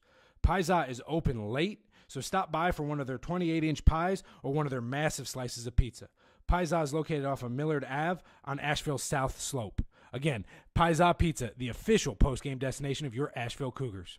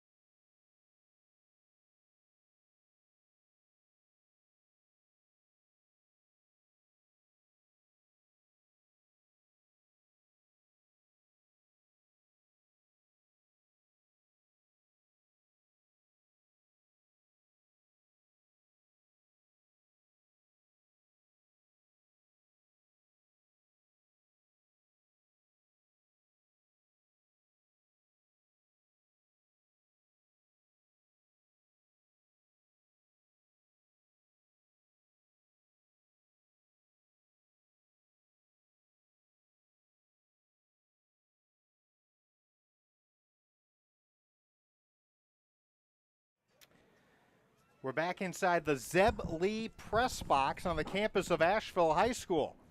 Low scoring game so far. Surprise, surprise. It is a 7-6 Reynolds lead. All the points scored in the second quarter. With Derwin Williams, I'm Connie Costanzo. Derwin, thoughts on what you saw there in that first half? I think the tempo of the first half was extremely in favor of Asheville High School. I think that the emotions that followed these two teams out of the locker room during the halftime break are critical. Asheville, despite Reynolds' last drive, has a lot of reasons to be feeling very, very confident that they can continue to compete with AC Reynolds. They did a lot of things very well in the first half that they can build on, and I guess the biggest thing for the Cougars is can they eliminate some of these critical mistakes that really hurt them in the first half. For AC Reynolds, Connie, I told you during the break, I think they looked a little flat to me in the first part of the half, and they changed their offensive scheme up entirely and were able to have some success and look like the Reynolds that we were used to seeing. Asheville had done such a good job of stopping the big play of the Rocket offense. At some point, Kanye, I think you said that the longest play that Reynolds had, this was maybe halfway through the second quarter, was like a 6-yard run. Yes, it was. So the Asheville defense had been incredible up until that point. Carter Lindsey, what a spark plug he was for the Reynolds offense when they put him in at quarterback. He scrambled with the ball. He completed passes. He looked very composed. So probably a real good chance that we'll continue to see Carter in the quarterback position as we get underway. I've got the scoring real quick, a quick recap of the scoring in the first half. The Cougars drew first blood with 5 minutes remaining. All the scoring took place in the second quarter. It was 0-0 at the end of the first quarter. Asheville scored. It was Liam Boyd with a 40-yard field goal with distance to spare. What an impressive kicker Liam Boyd is for the Cougars this year. 3-0 at the 5-minute mark in the second quarter. Then again, Boyd on a 22-yard field goal. This was at the 1:35 mark. It made it 6-0 in favor of the Cougars. AC Reynolds got on the board with just 11.1 seconds left in the half. Came off of a Lindsey pass to offensive lineman Russell Barnett on a special formation that Reynolds ran very, very well, executed that very, very well, and surprised the Cougars, completed the pass to Russell Barnett, made it 6-6, and then Kenyon Nysong made the point after attempt. So we have the score now at 7-6. The Rockets are in front of the Cougars here at halftime. Derwin, I'll give you some stats that I'm sure will blow your mind. 4th game of the year for both teams. Asheville has yet to score a point in the first quarter. So they are scoreless in the fourth quarter. You talked about Carter Lindsey, how important he is to Reynolds. The Rockets have now scored 23 touchdowns this year. 10 of them involved Lindsey, either running, throwing, or catching touchdowns. That's how important he is to the Rockets. And don't see a triple threat too often in football these days. No. A player that can come and throw the ball, catch the ball, and run the ball. Those are the only conference scores. So both teams back on the field. By the way, a reminder, the Cook's Sporting Goods uniform report. Asheville wearing their black tops and bottoms, white numerals, cardinal red helmets with the paw print. Reynolds is going with the road white tops and bottoms, the green and gold numerals, and again that green helmet with the Rocket logo on the side of that helmet. Reynolds will receive to begin. Derwin, I think it's going to be imperative as we get ready to begin period number 3. The first 5 minutes, I think, of this third quarter is going to decide who wins this ball game. I'm with you. I was trying to articulate that in a different way when I was talking about how these teams come out emotionally is just crucial right now. William Boyd to kick it off for Asheville, and the third quarter is underway. High end-over-end kick. It'll be taken at about the 4-yard line. That's Anthony Lewis running up the middle. Lewis is able to get to the outside. Look out. Lewis to the 25, to the 30. He's to the 40, and he's finally now about the 41-yard line. So Lewis gives Reynolds good field position to start this drive. Boyd not providing that kick into the end zone like Coach Radford would love to have from him, and kicking it to currently the second most dangerous kick returner in the Mountain Athletic Conference, and that would be Mr. Anthony Lewis. Carter Lindsey is at quarterback. He took over for Ricky Tolbert, the freshman. There will be 2 receivers to the near side, back to the right of Carter Lindsey. He's going to put a man in motion. Lindsey back to throw. He'll fire. The pass is tipped. Is that a live football? Yes, it is. The officials are going to say it is. It was a backwards pass, and picking it up and now tackled all the way at the 21-yard line is Savon Hayden Gibson, and it's a good thing he did. That was a backwards pass, and it goes for a huge loss, Derwin.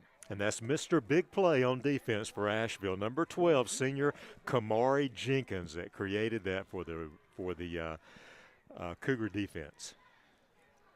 That is a loss all the way to the 23-yard line. The officials are discussing this. And so the clock is stopped. Let's see if we can pick up the call from the official. Incomplete pass. The ball was tipped. Well, they're going to say it's an incomplete pass and the ball was tipped, but it can still be a backwards pass and have the ball tipped. So they must have ruled that Lindsey's pass was forward and not backward. We don't have a replay to look at, but Connie, I was right at the angle of where that was. It did look to me like the ball was moving at a forward angle. That's a tough call because Kamari Jenkins got his hand on it so quickly after it came out of Carter Lindsey's left hand. And Derwin, there's a flag down now. Dead ball, unsportsmanlike on Asheville, 15 yards. Oh. Previous spot, 1 first down. Oh, that's a double whammy. Something must have been said, Derwin, after they announced that call against Asheville.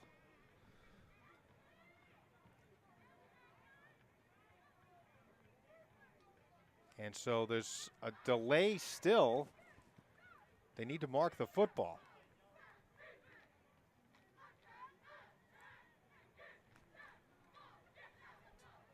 So after all that, Reynolds is going to scrimmage inside Asheville territory.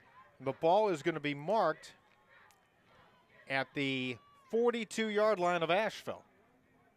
A crazy scenario and sequence to begin the third quarter. Like a 35-yard swing from where they had tackled the Reynolds ball carrier to where the penalty advanced the ball. Yeah, that's crazy. 3 receivers near side of the field. Carter Lindsey is the quarterback. He is going to move a back now to his left. That's Asher Cunningham. Claps his hands.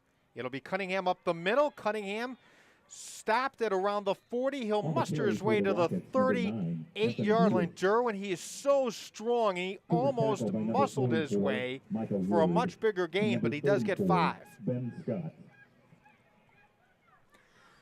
We talked about the ceiling for Asher Cunningham. That is a sophomore running back who's 6'3" and weighs 2 1/4. Wow. He's a big boy. 3 receivers split to the near side of the field. It'll be a running play. Lindsey will try to get to the outside. He cannot. He is tripped up behind the line of scrimmage. Luke Hale, or excuse me, that is Kamari Jenkins and Ben Scott in on the hit. Big defensive play there for the Cougars. Micah Ward was a big part of that play defensively. He's the one that made the first player that made Carter Lindsey have to sort of round off his movement towards the sideline. Derwin, here comes a 3rd down and 7. 10-12 to go, third quarter. 7-6, Reynolds with the lead. Lindsey claps his hands. He's back to throw. 4-man rush. He's under pressure. He's going to go down. He's sacked. Back at the 42. Number 14, Carter Lindsey. Yale signee Tama McDonough shed his block and collapsed inside to pull Carter Lindsey down. And again, the Asheville defensive front has looked very good for much of the night. Reynolds sending the punt team out, and it looks like they're going to punt the ball back to Asheville. Kenyon Nysong is standing middle of the field. He is going to punt the ball back to Asheville. It's a low snap. He gets it away. It's a line drive kick. It'll be taken at the 6. Running to the near side of the field is McGahee. McGahee gets a block, and McGahee is clobbered at about the 35-yard line. And a late flag comes in at the middle of the field. So McGahee is popped at the 35. Asheville has the football at that spot, but we're going to see what the penalty marker is about. And I wonder if this is a block in the back.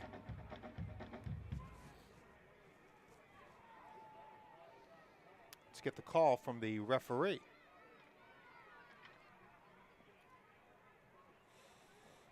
Okay, the official's still discussing this.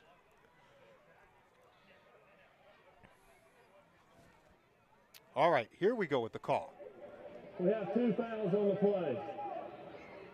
So during the return, we have a blindside block on Asheville. After the play, we have a dead ball, personal foul, late hit on Asheville. Both of those penalties will be marked off. Oh, my. Ooh. Well, Court Radford cannot be happy because in this third quarter, Derwin, there have been 2 personal foul penalties called against his team.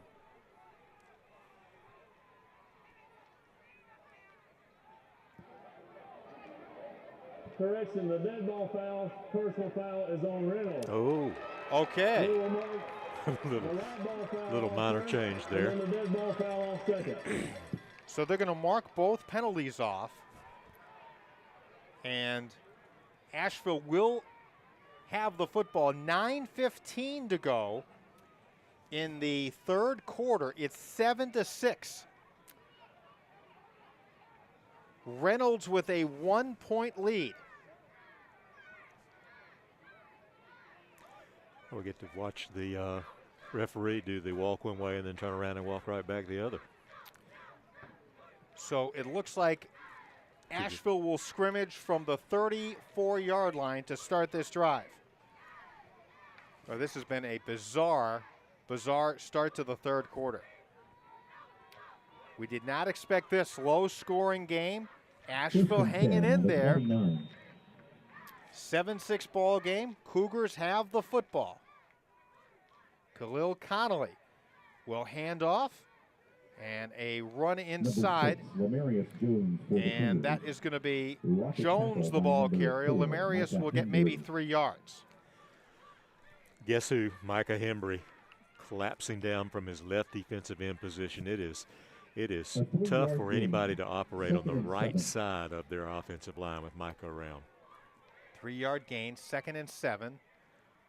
Cougars going left to right on the radio, on your radio dial. Thanks for joining us on the Cougar Sports Network and the WNC Sports Network. Conley claps his hands. The lefty is back to throw. He's going to go deep near side of the field, and that pass is overthrown and incomplete. Noah Shaw extending at about the 30-yard line, trying to come up with that and just could not. Well, just out of the reach of 2 players, not just Noah Shaw, but also A.C. Reynolds, Malik James. The ball went through his arms as well. That's the first deep pass we've seen Asheville try tonight. They went for the home run ball and came up snake eyes.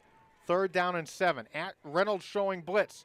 Here's a run to the far side of the field. Conley will fire, and that pass is complete for a first down at the 45-yard line. Complete to number 2. And that is McGahee who comes up with the catch, and that's a first down for Asheville. That is the third third down conversion in the air by the Cougars tonight. 1st and 10 on the 45. Khalil Connolly is growing up in front of our eyes.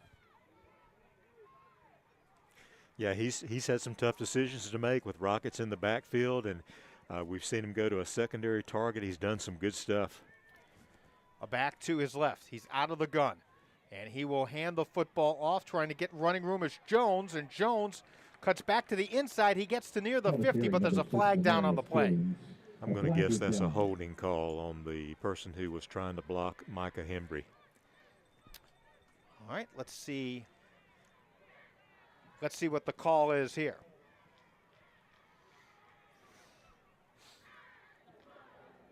I got holding on Asheville. Be a 10-yard penalty for the spot of the foul. That will remain 2. Look at you, Eagle Eye Williams. Sometimes I have the glasses and pointed in the right direction. Correction, down will remain 1. Yeah, Micah was in a position to blow up that play, and the person who was blocking him held him up and got called for that. 3 receivers near side of the field for Asheville. 7:45 to go in the third quarter. Reynolds 7, Asheville 6 on the Cool Mountains Realty and Construction third quarter scoreboard. Back to throws Conley. He's got time. Fires across the middle. Incomplete. Ooh, that was thrown in a very dangerous spot. The intended receiver was McGahee. And that ball zipped by 4 players, 3 wearing white jerseys.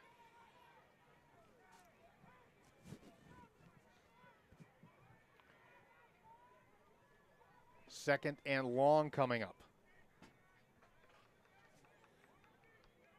To get a first down, Asheville will have to cross midfield and get to the 45. The ball is resting at their own 34. Trips to the near side of the field. Conley, a screen set up to Jones. Jones with the catch, middle of the field. Jones gets to the 40, and he is buried at that spot. Complete to number 6, Lamarius Jones. Reggie Fields helping out on that hit. So now you've got a third down. Tackled by number 9, Anthony Lewis. And if I do the math right here, 15. 3rd and 15. Down marker says second down on the far side of the field, but it is indeed third down. And now the officials want to stop play here with 6:55 to go in the third quarter. 7-6 ball game. Good time for us to thank the folks at the Cougar Sports Network for letting us join the video stream here at the WNC Sports Network. And if you're listening to us on the WNC Sports Network, we're always glad to have you. And if you are hearing us as you are watching the video stream, that is so exciting. And again, thanks to Justin Polizzi for letting us be part of the Cougar Sports Network video broadcast. 10-yard penalty for the start of the foul. Down will remain 2. So Derwin, there was a flag thrown. I did not see it, but apparently there was a flag thrown. So this penalty brings the ball back to the 30-yard line. We had a very quick first quarter. The third quarter has slowed down to a snail's pace. Second down and really long for Asheville. Conley back to throw. He wants to launch it deep. There's a man out there. It's overthrown and incomplete. Hef Finley beat his man, Malik James, by about 4 yards. If that is on target, that's 6.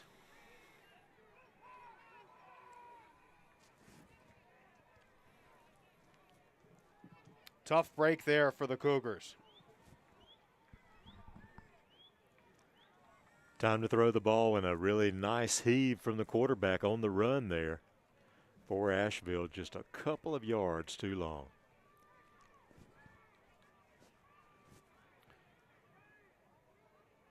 Let's see what Conley does here on third down. A back to his right. And they're just going to keep the ball on the ground, a running play up the middle till Lamarius Jones. He'll cross the 35 to the 36, and that'll be it. And Asheville sends the punt team out. They're going to rely on the leg of Liam Boyd. First-year football player Liam Boyd. We've already seen him connect on 2 field goals, and he had a beautiful punt in the first half. And Derwin, that's been the offense for Asheville. And normally that would spell trouble if you only have 2 field goals on the board, but Reynolds only has a touchdown. It's 7-6. 6:14 to go. Running clock here in the third quarter. Boyd gets the snap, gets the punt. If this is a line drive kick, it's going to take a bounce, and it goes past Lewis, the returner, inside the 20, inside the 10. It's going to get down at about the 7-yard line.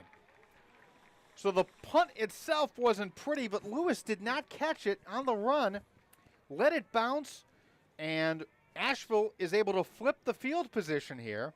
Reynolds gets it back, but they've got the ball on their own 7.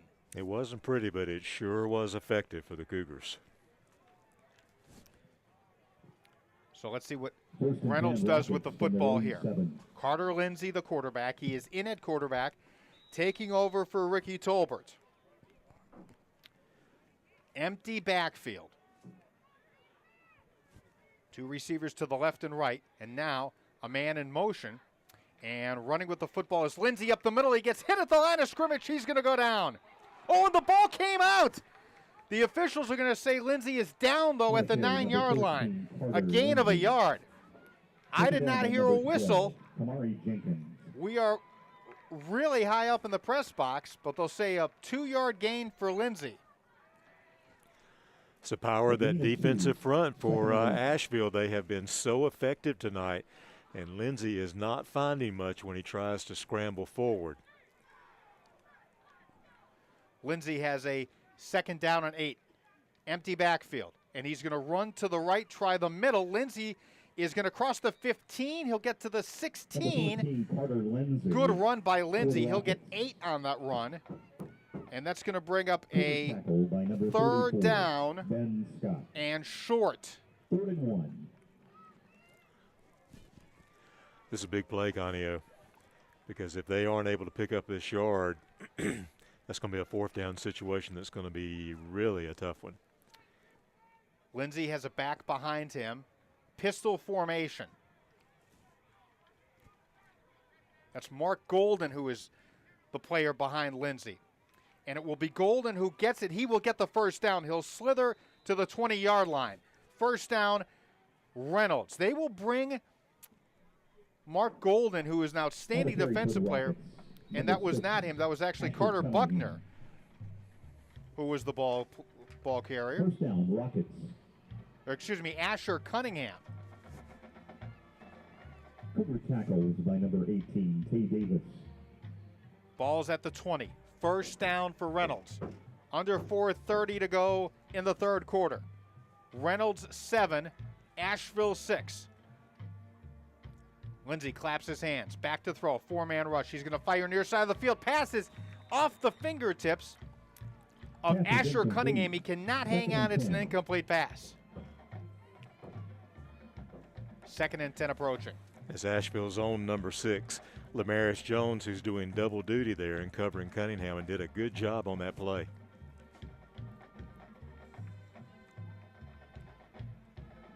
Second and 10 now. 5 receivers in the pattern. Lindsay runs up the middle. Lindsay gets hit after maybe getting 3 yards, and he'll stumble forward for maybe a 4th yard. Micah Ward tackled him. Asheville saw that coming, Derwin. And number 10, But it is a 4-yard gain, and here comes a 3rd and a long 6 for the Rockets. Under 4 minutes to go in the 3rd period on the Cool Mountain Realty and Construction scoreboard. Reynolds 7, Asheville 6.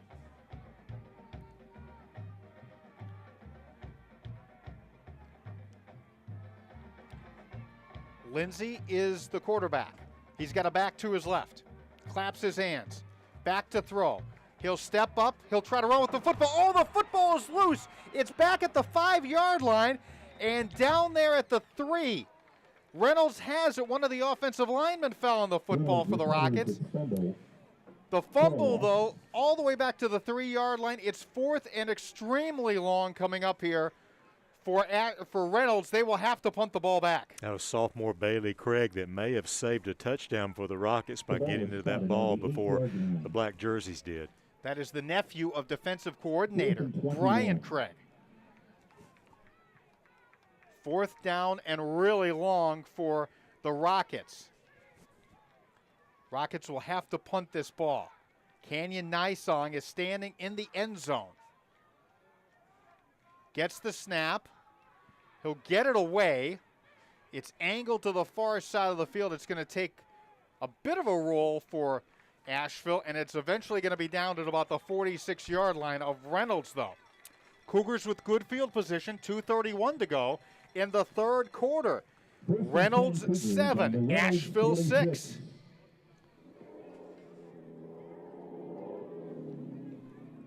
Well, the Cougar defense has done a great job here in the last couple minutes in limiting the Rocket offense, and almost got a punt block there in the end zone. They were bringing everybody, and that's why they didn't try to make any kind of a return.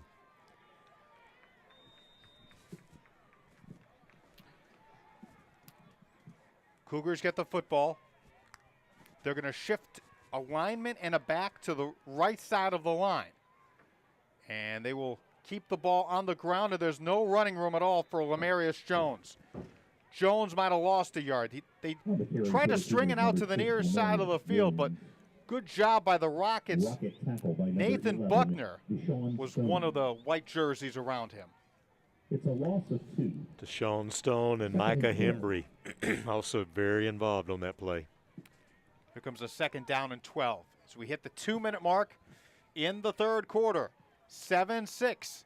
Asheville with the lead over Reynolds. Cougars have got the football, though. Back to throw. Conley has time. He's going to go deep again. And that pass is underthrown and incomplete. And again, a receiver was open. The pass was underthrown. McGahee was that receiver, and if that's on target, that's 6. Double coverage there. 2 Rocket defenders around the target. On that previous play that Conley overthrew by a couple of yards, it was man-to-man coverage all the way. Jerwin, if you don't get it here on 3rd and 7, do you go for it if you're Asheville? Ooh, what do you think about that one? That's a tough one. Well, let's see what happens here on 3rd and 7. Man in motion is McGahee to the far side of the field. Conley back to throw. It's a screen to the near side of the field. It's going to be caught by Jones. Jones makes one man miss. He's to the 45. He's to the 40, call it 3-yard line. That's a gain of about 4. So now you've got a 4th and about 5. Yeah. And Asheville keeps the offense on the field. They are at least going to show that they're going to go for it here. 6. Got 6. 4th and 6. 5 receivers in the pattern. Everybody looks to the sideline. Ooh, this is a tough call. I wonder if they're going to try to draw Reynolds off sides. Play clock is at 15, and then punt the ball. Back to the right is Jones. And indeed, Asheville is just going to take a timeout. So we'll take a timeout as well. 54 seconds to go into the third quarter. It's 7-6 Reynolds on the WNC Sports Network. High Country Truck and Van, Western North Carolina's commercial truck center, specializing in quality, pre-owned, low-mileage, light-duty trucks, vans, and flatbeds. High Country Truck and Van is family-owned and operated, located at 1021 Charlotte Highway in Fairview. You can check them out online at highcountrytruckandvan.com or stop by the lot and see Rick for all of your commercial vehicle needs.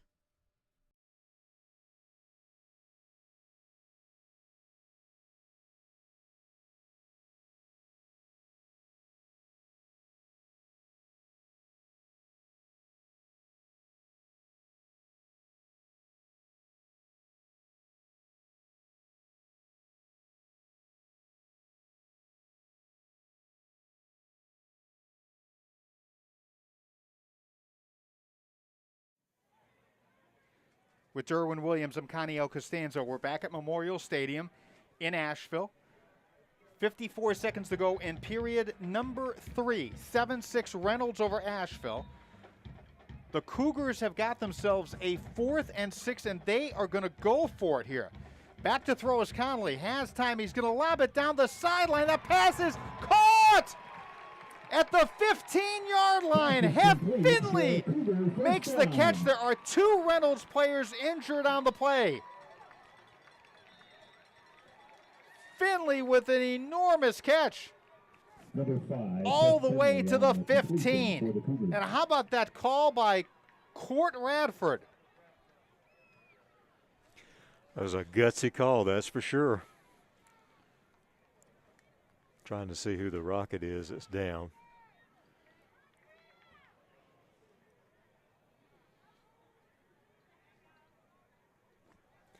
Boy, Conley did a good job of getting some air and leaving some air underneath that football and dropping it into the hands of his receiver. What a clutch play by the sophomore.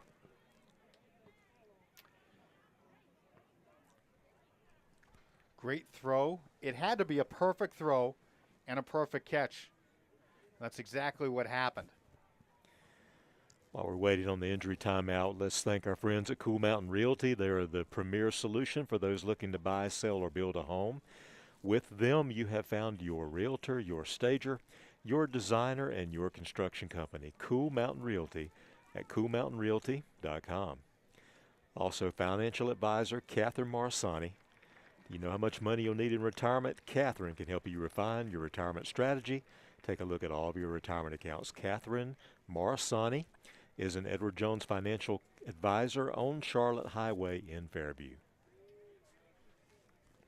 Anthony Lewis was the injured player. He jogs off the field. Asheville has the football on the Reynolds 15-yard line with 49 seconds to go in the third quarter. They are trailing our game 7-6. Please set the play clock to 40 seconds. And they will make that 40 seconds, not 49.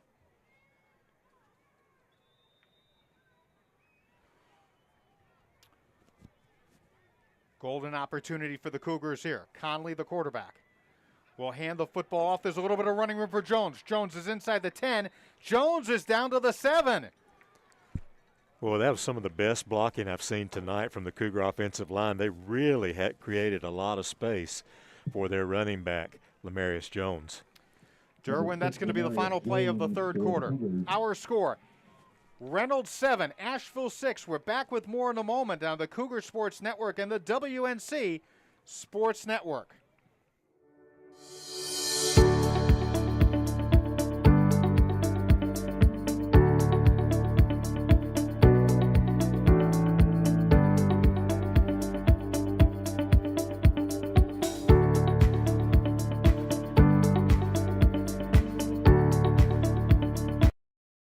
Pizza Pizza, the official post-game destination of the Asheville Cougars. Pizza is open late, so stop by for one of their 28-inch pies or one of their massive slices of pizza. Pizza is located off of Millard Ave on Asheville's South Slope. Again, Pizza Pizza, the official post-game destination of your Asheville Cougars. High Country Truck and Van, Western North Carolina's commercial truck center, specializing in quality, pre-owned, low-mileage, light-duty trucks, vans, and flatbeds. High Country Truck and Van is family owned and operated, located at 1021 Charlotte Highway in Fairview. You can check them out online at highcountrytruckandvan.com. Network. For the Cougars, from the Rocket 7. Hey, back at Asheville Memorial Stadium in a game that has been a surprise in so many ways. It's been a low-scoring game. Tonight's fourth quarter is brought to you by Pizza Pizza. Pizza is the official post-game destination for the Asheville Cougars. Conio? Tight formation here. Here's a running play. Jones inside the 5, muscling inside the 3. And actually they're going to mark him at the 4. And Jones has a first down. It's 1st and goal for Asheville at the 4-yard line. It's a Cougar first down. First and goal, Cougars from the 4.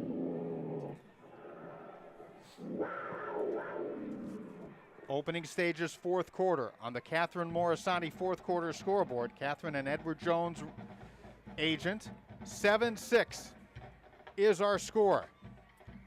Here's Jones to the outside. Jones tripped up, and he's down at about the 2, trying to get to the far corner of the end zone. And he goes down at the 2. It'll be 2nd and goal from that spot. Touchdown saving tackle by guess who? Carter Lindsay. He's made some key plays on offense, and he makes them on defense too. He is the only reason that Jones did not scamper into that end zone. 11 minutes left in the fourth, 7-6. Reynolds with the lead. Asheville driving here, though. Jones is the back, and he'll take it himself. He'll run off right side. He gets near the goal line, and he's down inside the 1. 3rd and 1 from inside the 1-yard line.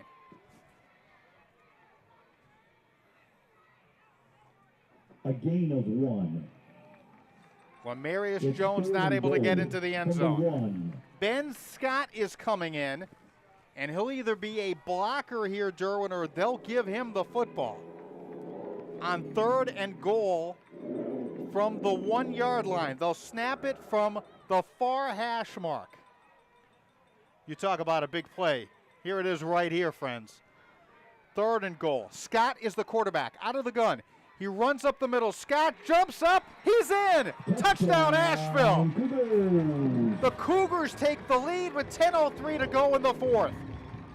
Number 34, Ben Scott.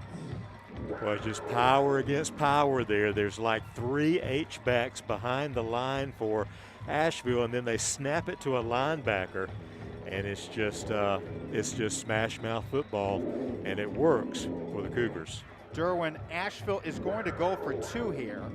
They are down. They are leading 12-7, and we get an official's timeout as there's some trouble with a helmet for an Asheville player, and so he will come off the field. And now we'll see Asheville go for 2. Conley is back in there at quarterback. It's going to be a reverse. McGahee gets the football back, and then he throws to the far corner, and it's incomplete. And McGahee had a wide open player. Conley was wide open on the far pylon, but the ball was underthrown. We're going to take a timeout. We've got 10 minutes, 3 seconds to go in the 4th. 12-7 Asheville on the WNC Sports Network. Pizza Pizza, the official post-game destination of the Asheville Cougars. Pizza is open late, so stop by for one of their 28-inch pies or one of their massive slices of pizza. Pizza is located off of Millard Ave on Asheville's South Slope. Again, Pizza Pizza, the official post-game destination of your Asheville Cougars.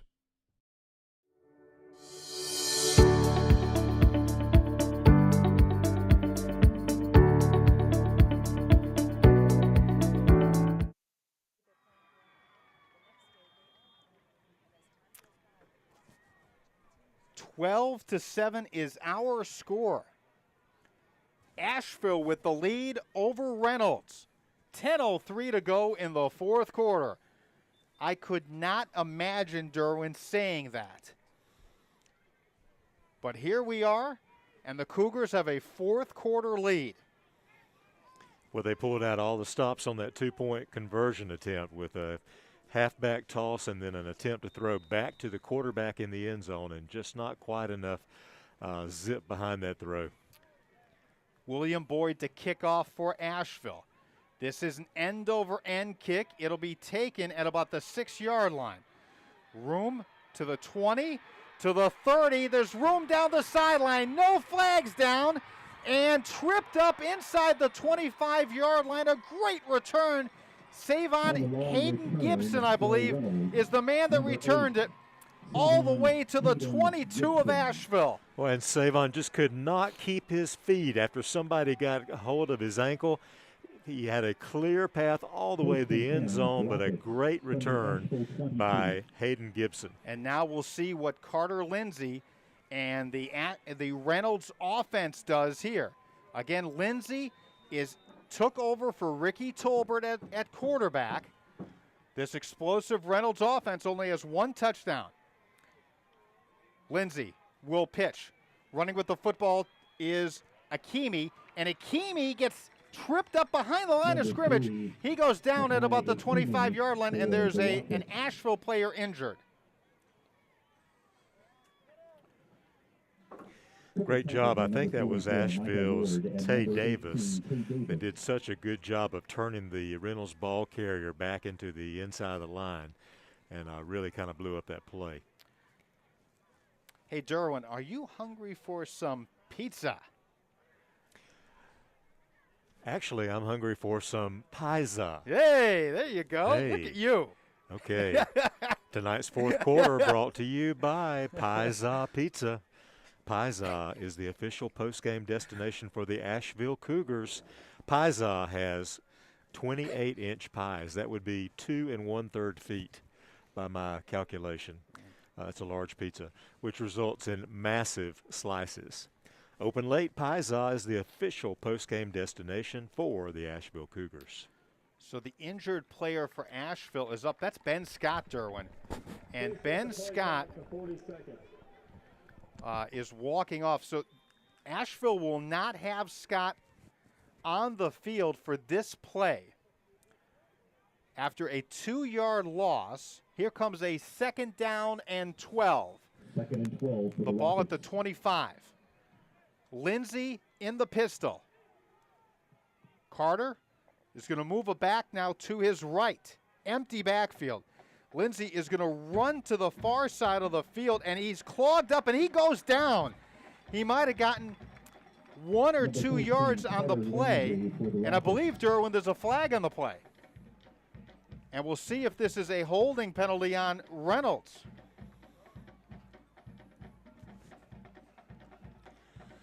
Unless there's a drastic change in the tone of this ball game, Conyo, Coach Rafford is going to be so proud. Oh. 15 yards from the end of the run. We have the distance. That will mean 1. With the exception of costly penalties. Yeah, that one is a killer because Lindsay didn't get anything on that run, and now the ball, instead of being marked near the 30, is going to be marked at the 12. It's first down and 10 to go from the 12-yard line for Reynolds, trailing 12-7. This is really a gut check for that Asheville defense. Lindsay fakes a pitch, runs up the middle. Lindsay swarmed under, he's gonna go down. He got back to the line of scrimmage, and that was absolutely it. Garrett Martin, the senior, with the play. Garrett Martin. Well, that was huge, Derwin. Impressive. That's resilient when you come back after a gut punch penalty like that. That's a good response. 1 yard gain, 2nd and 9. 2nd down and 9, clock ticking away, 9:45 to go in our contest, 12-7. Asheville with the lead over Reynolds. Empty backfield for Carter Lindsay. Lindsay puts a man in motion to the far side of the field, play action. Lindsay steps up, he's gonna run with it. He's at the 10, he's gonna be tackled at the 8-yard line, and that was a great open field tackle by Lamarius Jones. Otherwise, if Lindsay gets past him, Derwin, that's the go-ahead touchdown. 35. Yeah, and Carter's not an easy guy to bring down. He's very powerful lower body. 3rd down and 5 coming up now. The ball is on the 7-yard line. We tick down to the 9-minute mark in the 4th quarter. 12-7. Asheville with the lead, looking to pull off the huge upset. Reynolds is on a 43-game winning streak in the Western Mountain Athletic Conference. Lindsay has backs to the left and right of him. Play clock down to 5. Lindsay claps his hands. Lindsay will hand off up the middle. There's room for Asher Cunningham. Cunningham still fighting. He's inside the 5. He's going to be down to maybe the 3. And they're going to stop the clock, and they will measure this. And Derwin, it's really close. It's one of those left foot, right foots. They'll bring the sticks out. If it was, and they're going to say 1st down. 1st down for Reynolds at the 2. Oh, what a tough spot for the Asheville defense now. Cougars defense has to come up big here. Reynolds offense looking for the go-ahead score. Again, backs to the left and right of Carter Lindsay. Lindsay, hands off, right side, touchdown Reynolds. It's Mark Golden. Touchdown Rockets. And Golden gives Reynolds Number 21, Mark 13-12 lead. And that missed 2-point conversion is coming back as a big play, Derwin.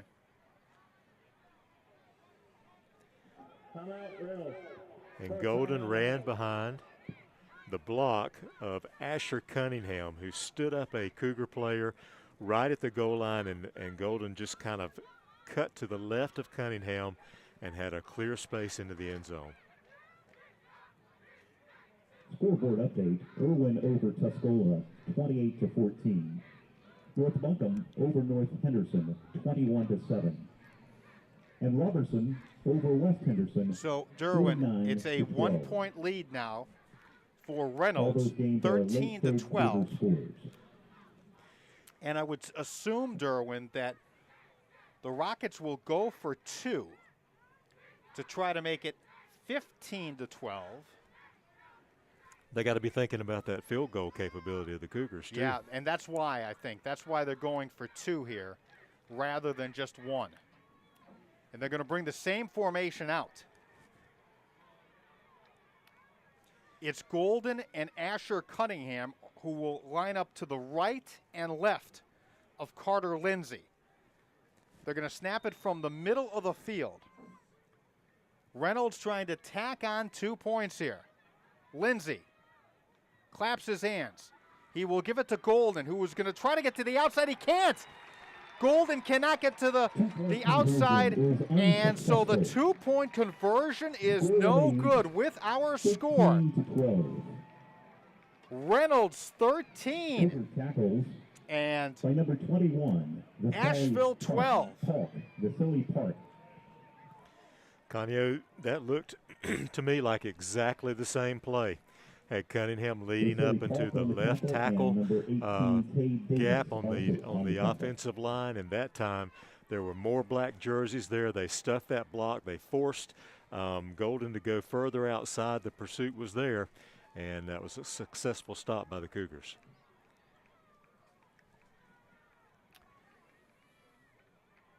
So Derwin on our fourth quarter scoreboard, presented by Catherine Morisani and Edward Jones Financial Consultant. Our score, Reynolds has retaken the lead. It's 13-12.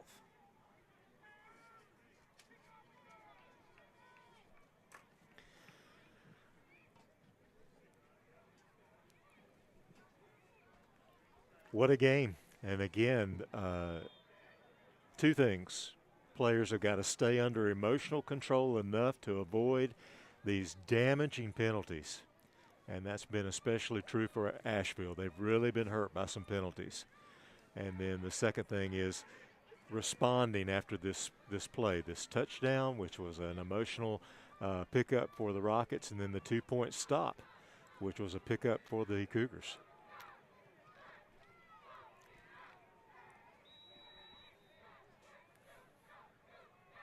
Reynolds the kickoff. Canyon Nysong. Short kick, angled to the far side of the field, taken at the 25-yard line.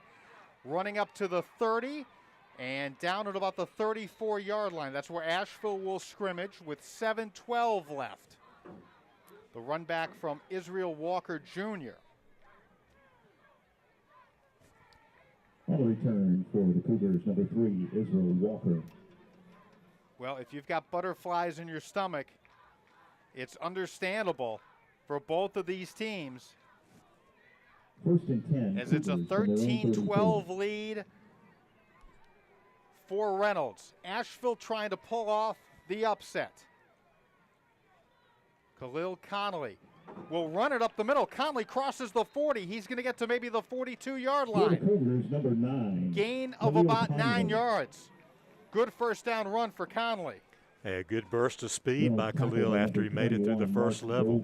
It's a 9-yard gain. And remember, Asheville's offense is such that if they can get the ball to the 30-yard line, they've got a good chance at 3 points.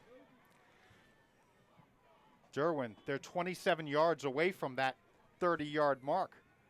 2nd and 1. Play action. And they're going to go deep down the near side of the field. Pass is going to be intercepted. It's overthrown and picked off. McKiley Carter with the interception. Rockets, interception. Reynolds will take over at their own 16-yard line. Probably not a pass that should have been thrown. That's tough because the mindset in this in today's football is on a ball like that, you throw it up and you think you've got a 1 chance out of 3 that something bad could happen. And that time, that 1 chance out of 3 is exactly what happened. First and 10, Rockets. Not what Asheville needed. Now their defense has to come up big. Senior Carter Lindsay has the sophomore Asher Cunningham as a back to his right. He'll clap his hands, give it to Cunningham, who's hit and goes down after maybe getting a yard. Where for a moment there was room, but the Cougars clogged that up nicely. Yeah, Tama McDonough kind of clapping his helmet because he had a chance to have Asher down about 4 yards behind the line of scrimmage, and he just missed him. 2nd and 9. Second down and long. We tick down to the 6-minute mark in the fourth quarter. 1 point lead for Reynolds, 13-12. Lindsey in the gun, claps his hands. He will give it to Cunningham again, and again there's nothing there. He'll get a yard, maybe. Tama McDonough on the hit. Third and long for Reynolds. Tay Davis was a big hero there too. He got in the backfield. He's the one that got his hands around the ball carrier's legs and let McDonough get there as well. That's Tay Davis. He's a sophomore, 6'3", 230-pound sophomore, looking good on that play. Third down and 9 for Reynolds. Clock ticking away, 5:20 to go on the fourth. Carter Lindsey going to put a man in motion. Fake it to him. Lindsey's going to try to run up the middle, then runs to the side. He'll get to the 20, the 21, and that's it. On the carry, number 14. And Asheville's defense has held. I don't think Reynolds will go for it here. I think they'll send the punt team out, and indeed that's the case. So Reynolds went real conservative on that drive. Wow, at times Asheville's defense has been so impressive tonight. And Coach Radford was bragging on their performance last week as well. They had a shutout last week against West Henderson. Kenyon Nysong will punt this. He's standing at his own 8-yard line. Here's the snap. Oh, he bobbles the football. He gets the kick away, though. It's going to be short. It'll take a bounce near the 50-yard line, and Asheville gets the football back at the 50 with 4:17 to go in the fourth. And now, Derwin, going back to what you said about getting to the 30, this was a great trade for Asheville because now they have a fresh set of downs, the ball at the 50, there's 4:17 to go. And Derwin, if you're saying all you got to do is get to the 30, you only need 20 yards now.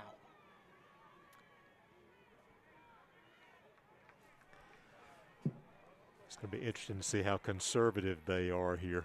I'm thinking pretty conservative. Let's see what happens here. Khalil Connolly keeps it himself, tries to run up the middle, now spins. He'll get maybe a yard or two, and he's down. On the carry is number He got 9, into Khalil Reynolds' Conley. territory, but only got Tackled by number 21, maybe 2 yards on that Mark run. Golden.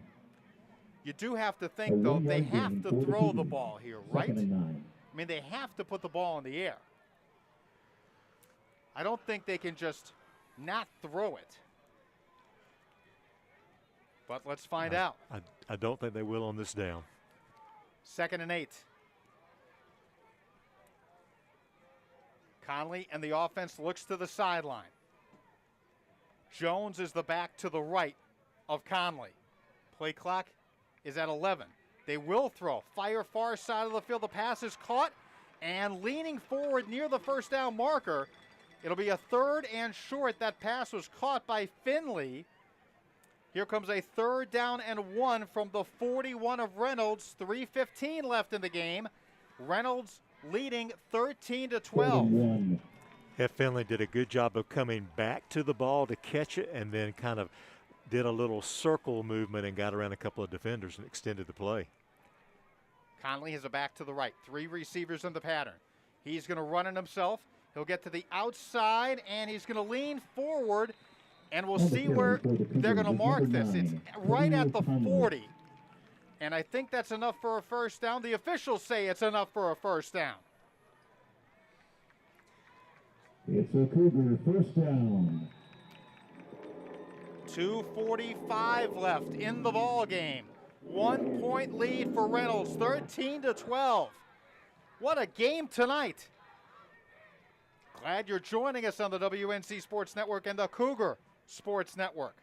Conley back to throw, runs up the middle. Conley is going to get maybe 3 yards, and he's down middle of the field after that run. Is number 9, Khalil Conley. Conley took a pop there, Derwin. He got hit pretty good. Rocket tackle is by number 4, Micah Hembry. 2:10 to go in the game. I think you're still too far away to be thinking about a field goal here. To get to the 30, you got to get at least 7 yards here. 2nd and 7. Conley keeps it himself, runs off right side, gets to the outside to the 35, and he's out of bounds, Reynolds side of the field at about the 32. There's a flag down on the play, though, Derwin. This could be a block in the back. Right on the sideline. I'm not sure.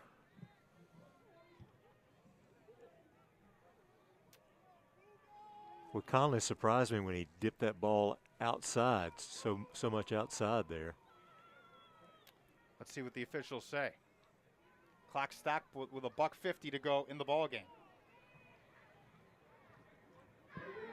Clock in the back on Asheville. 10-yard penalty from the spot of the foul. That's a killer. Down will remain 2. It's still second down. There's a $1:50 left to go in the game. Yeah, because that was a good run for Conley. 1-point game, 13-12. Ball resting at the 43 on the far hash. 2nd and 13. Cougars have a good field goal kicker in William Boyd, but they need to get closer. Probably need at least 13 more yards here. Conley, play action, rolling to the near side of the field. He will fire, and it's underthrown and incomplete. Slipping and falling was McGahee. 13. Not able to connect. 3rd and 13 coming up. Stops the clock with a $1:46 to go. And Derwin, there was a little running room there for Conley if he wanted to run with the football there, but decided to put it in the air.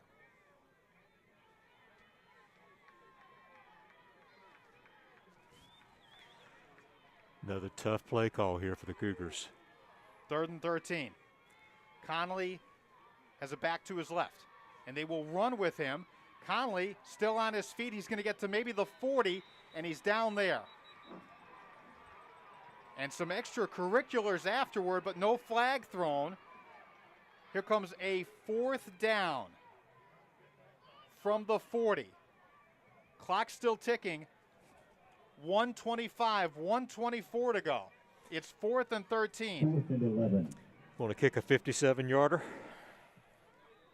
I think Court Radford wants a timeout, and he does. 1:16 to go in the 4th on the Catherine Morisani and Edward Jones financial consultant. 13-12. Hey, fans, don't forget that tonight's 4th quarter is brought to you by Pizza Pizza.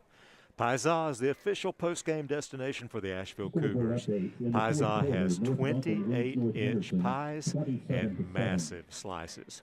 Open late, Pizza, that's the official post-game destination for the Asheville Cougars. There's still time to become a sponsor of the WNC Sports Network. Each year we broadcast over 65 football, basketball, baseball, and softball games. For advertising information, call us at 828-779-2270 for more details. Arby's and the Brummett Restaurant Group, operators of 61 Arby's in North and South Carolina. Arby's, we have the meats. Well, we'll see what Asheville decides to do here. If they go for, do they decide to go for the long field goal, or are they going to go for it here? And the answer is they are going to go for it on 4th down and 11.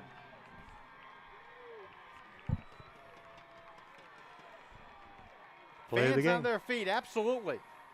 And now another timeout's called by Asheville. And that's it for them. Timeout, Asheville. This is the 3rd timeout of the half.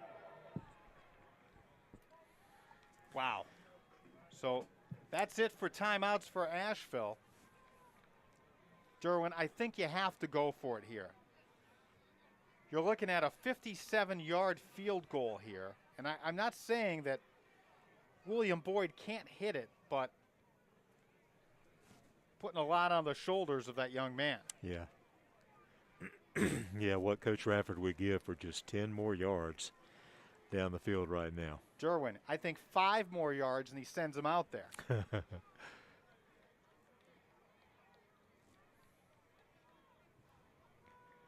Yeah, you have to go for it here. If they punt the ball and Reynolds doesn't fumble the punt or something, they're out of timeouts, right? Yep, that's it. There's nothing they're going to be able to do. Yep, so offense is out there.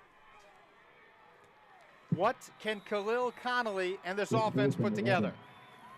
4th down and 11 for the Cougars. This is your ball game, friends. Connolly back to throw. A 2-man rush. He's going to go deep. There's some contact and no flags. Incomplete pass. Reynolds takes over and downs. Pass is incomplete. Trying to get the ball in the hands of Hef Finley. And Derwin, Reynolds can take a couple knees and a deep breath, and they're going to win this ball game 13-12. Somehow they have held on, despite a super effort by Asheville Shout tonight. out tonight to the Asheville High cheer team, coached by Pamela Washington. So Reynolds will add another game to that win streak. It'll now be 44. The last team to knock off Reynolds in the conference was Asheville. Asheville beat Reynolds 27-14 back on October the 3rd of 2014. Current Dallas Cowboys running back Rico Dowdle was a running back for the Rockets. And the Cougars scored all of those points, the 27 points, in the second quarter. That is the last time Reynolds has lost a conference game. And Derwin, it looks like that streak will continue tonight. Despite a valiant effort by the Asheville Cougars. And Derwin, a flag has been thrown. Let's see what the flag is about. Unsportsmanlike on the coach for Asheville. He has no timeouts and is on the field. And Court Radford just got stuck with a 15-yard penalty for being on the field.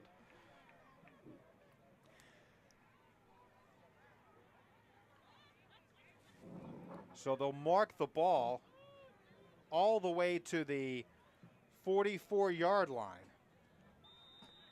And Reynolds can take a knee, and that'll be it.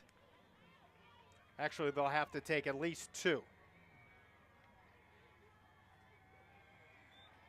And there's the first.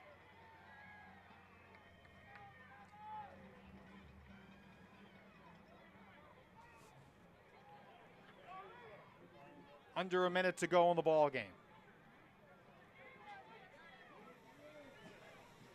This is going to be a tough one to swallow if you're Asheville, but Cougars have got to be awfully proud with this effort. Yeah.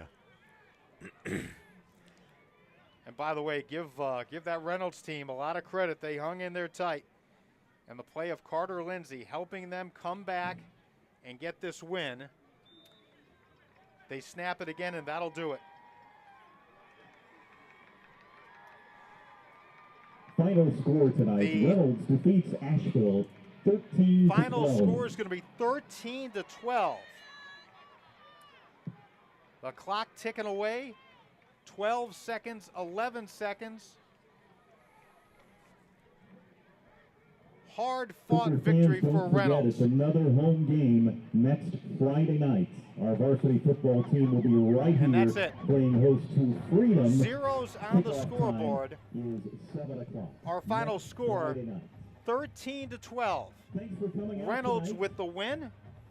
Have a great weekend. We're going to Paiza Pizza, the official post-game destination of the Asheville Cougars. Paiza is open late, so stop by for one of their 28-inch pies or one of their massive slices of pizza. Paiza is located off of Millard Ave on Asheville's south. One day they're playing grown-up. The next day they are one. And as time goes by, the cost of college continues to rise. You know that college is important, but that expense may...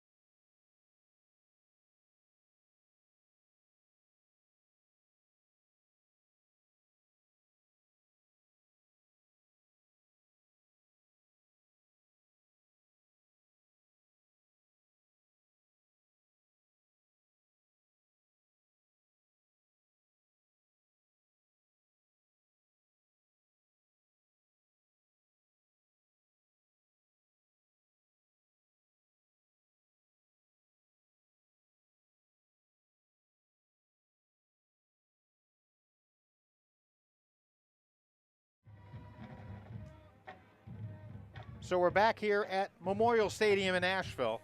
Hard-fought victory for Reynolds. They knock off Asheville. It was not pretty, but the Rockets win again.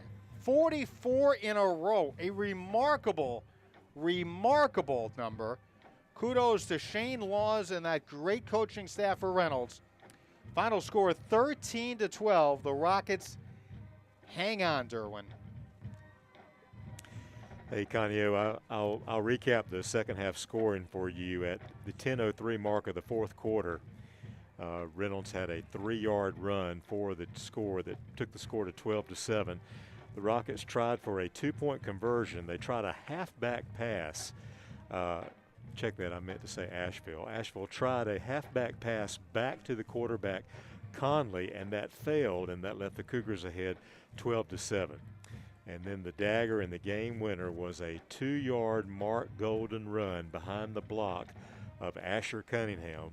That occurred at 7:19 left in the ball game. That put AC Reynolds up ahead 13-12. Reynolds did try the 2-point conversion, tried to run the same play again. Cougars stopped it effectively at that point. And at that point, Kanye, we knew that Asheville had a good chance if they could just get the ball down to the 30-yard line with their league-leading kicker, Liam Boyd. But the Cougar offense just not able to make it that far down the field. The Reynolds defense stood, and that was the story of the ball game as Reynolds held off a really, really great, gritty performance by Asheville High School tonight here at Memorial Stadium. Yes, they were able to hang on, and extremely, extremely tough loss for Court Radford, who graduated from Reynolds High School, had a 2-year stint as the head coach at Chase High School. He was also a coach on the staff of Irwin High School for a couple of years before getting the gig at Chase. And Derwin, I really think this Asheville team, they have found something. They lost tonight's game, but this is a really good Asheville team. But they just didn't have enough tonight, and Reynolds did, and they win by 1 point, 13-12. Court Radford got what he wanted. Ball control, slowed the game down. Just not enough for the Cougars tonight, though. Yeah, things were so well executed by Asheville, and their defense was just stellar at times tonight. But some really costly penalties for the Cougars, and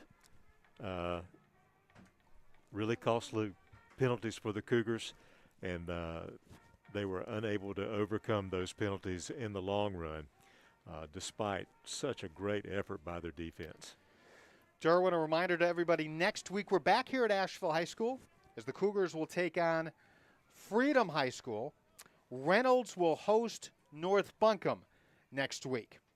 The Cougars dropped to 2-2. The Rockets improved to 4-0. For Derwin Williams, I'm Connie Costanzo. Big thank you to our technician, Sebastian Gant, for helping us out tonight with the Cougar Sports Network. We'll talk to you next Friday, everybody. You have been listening to the WNC Sports Network.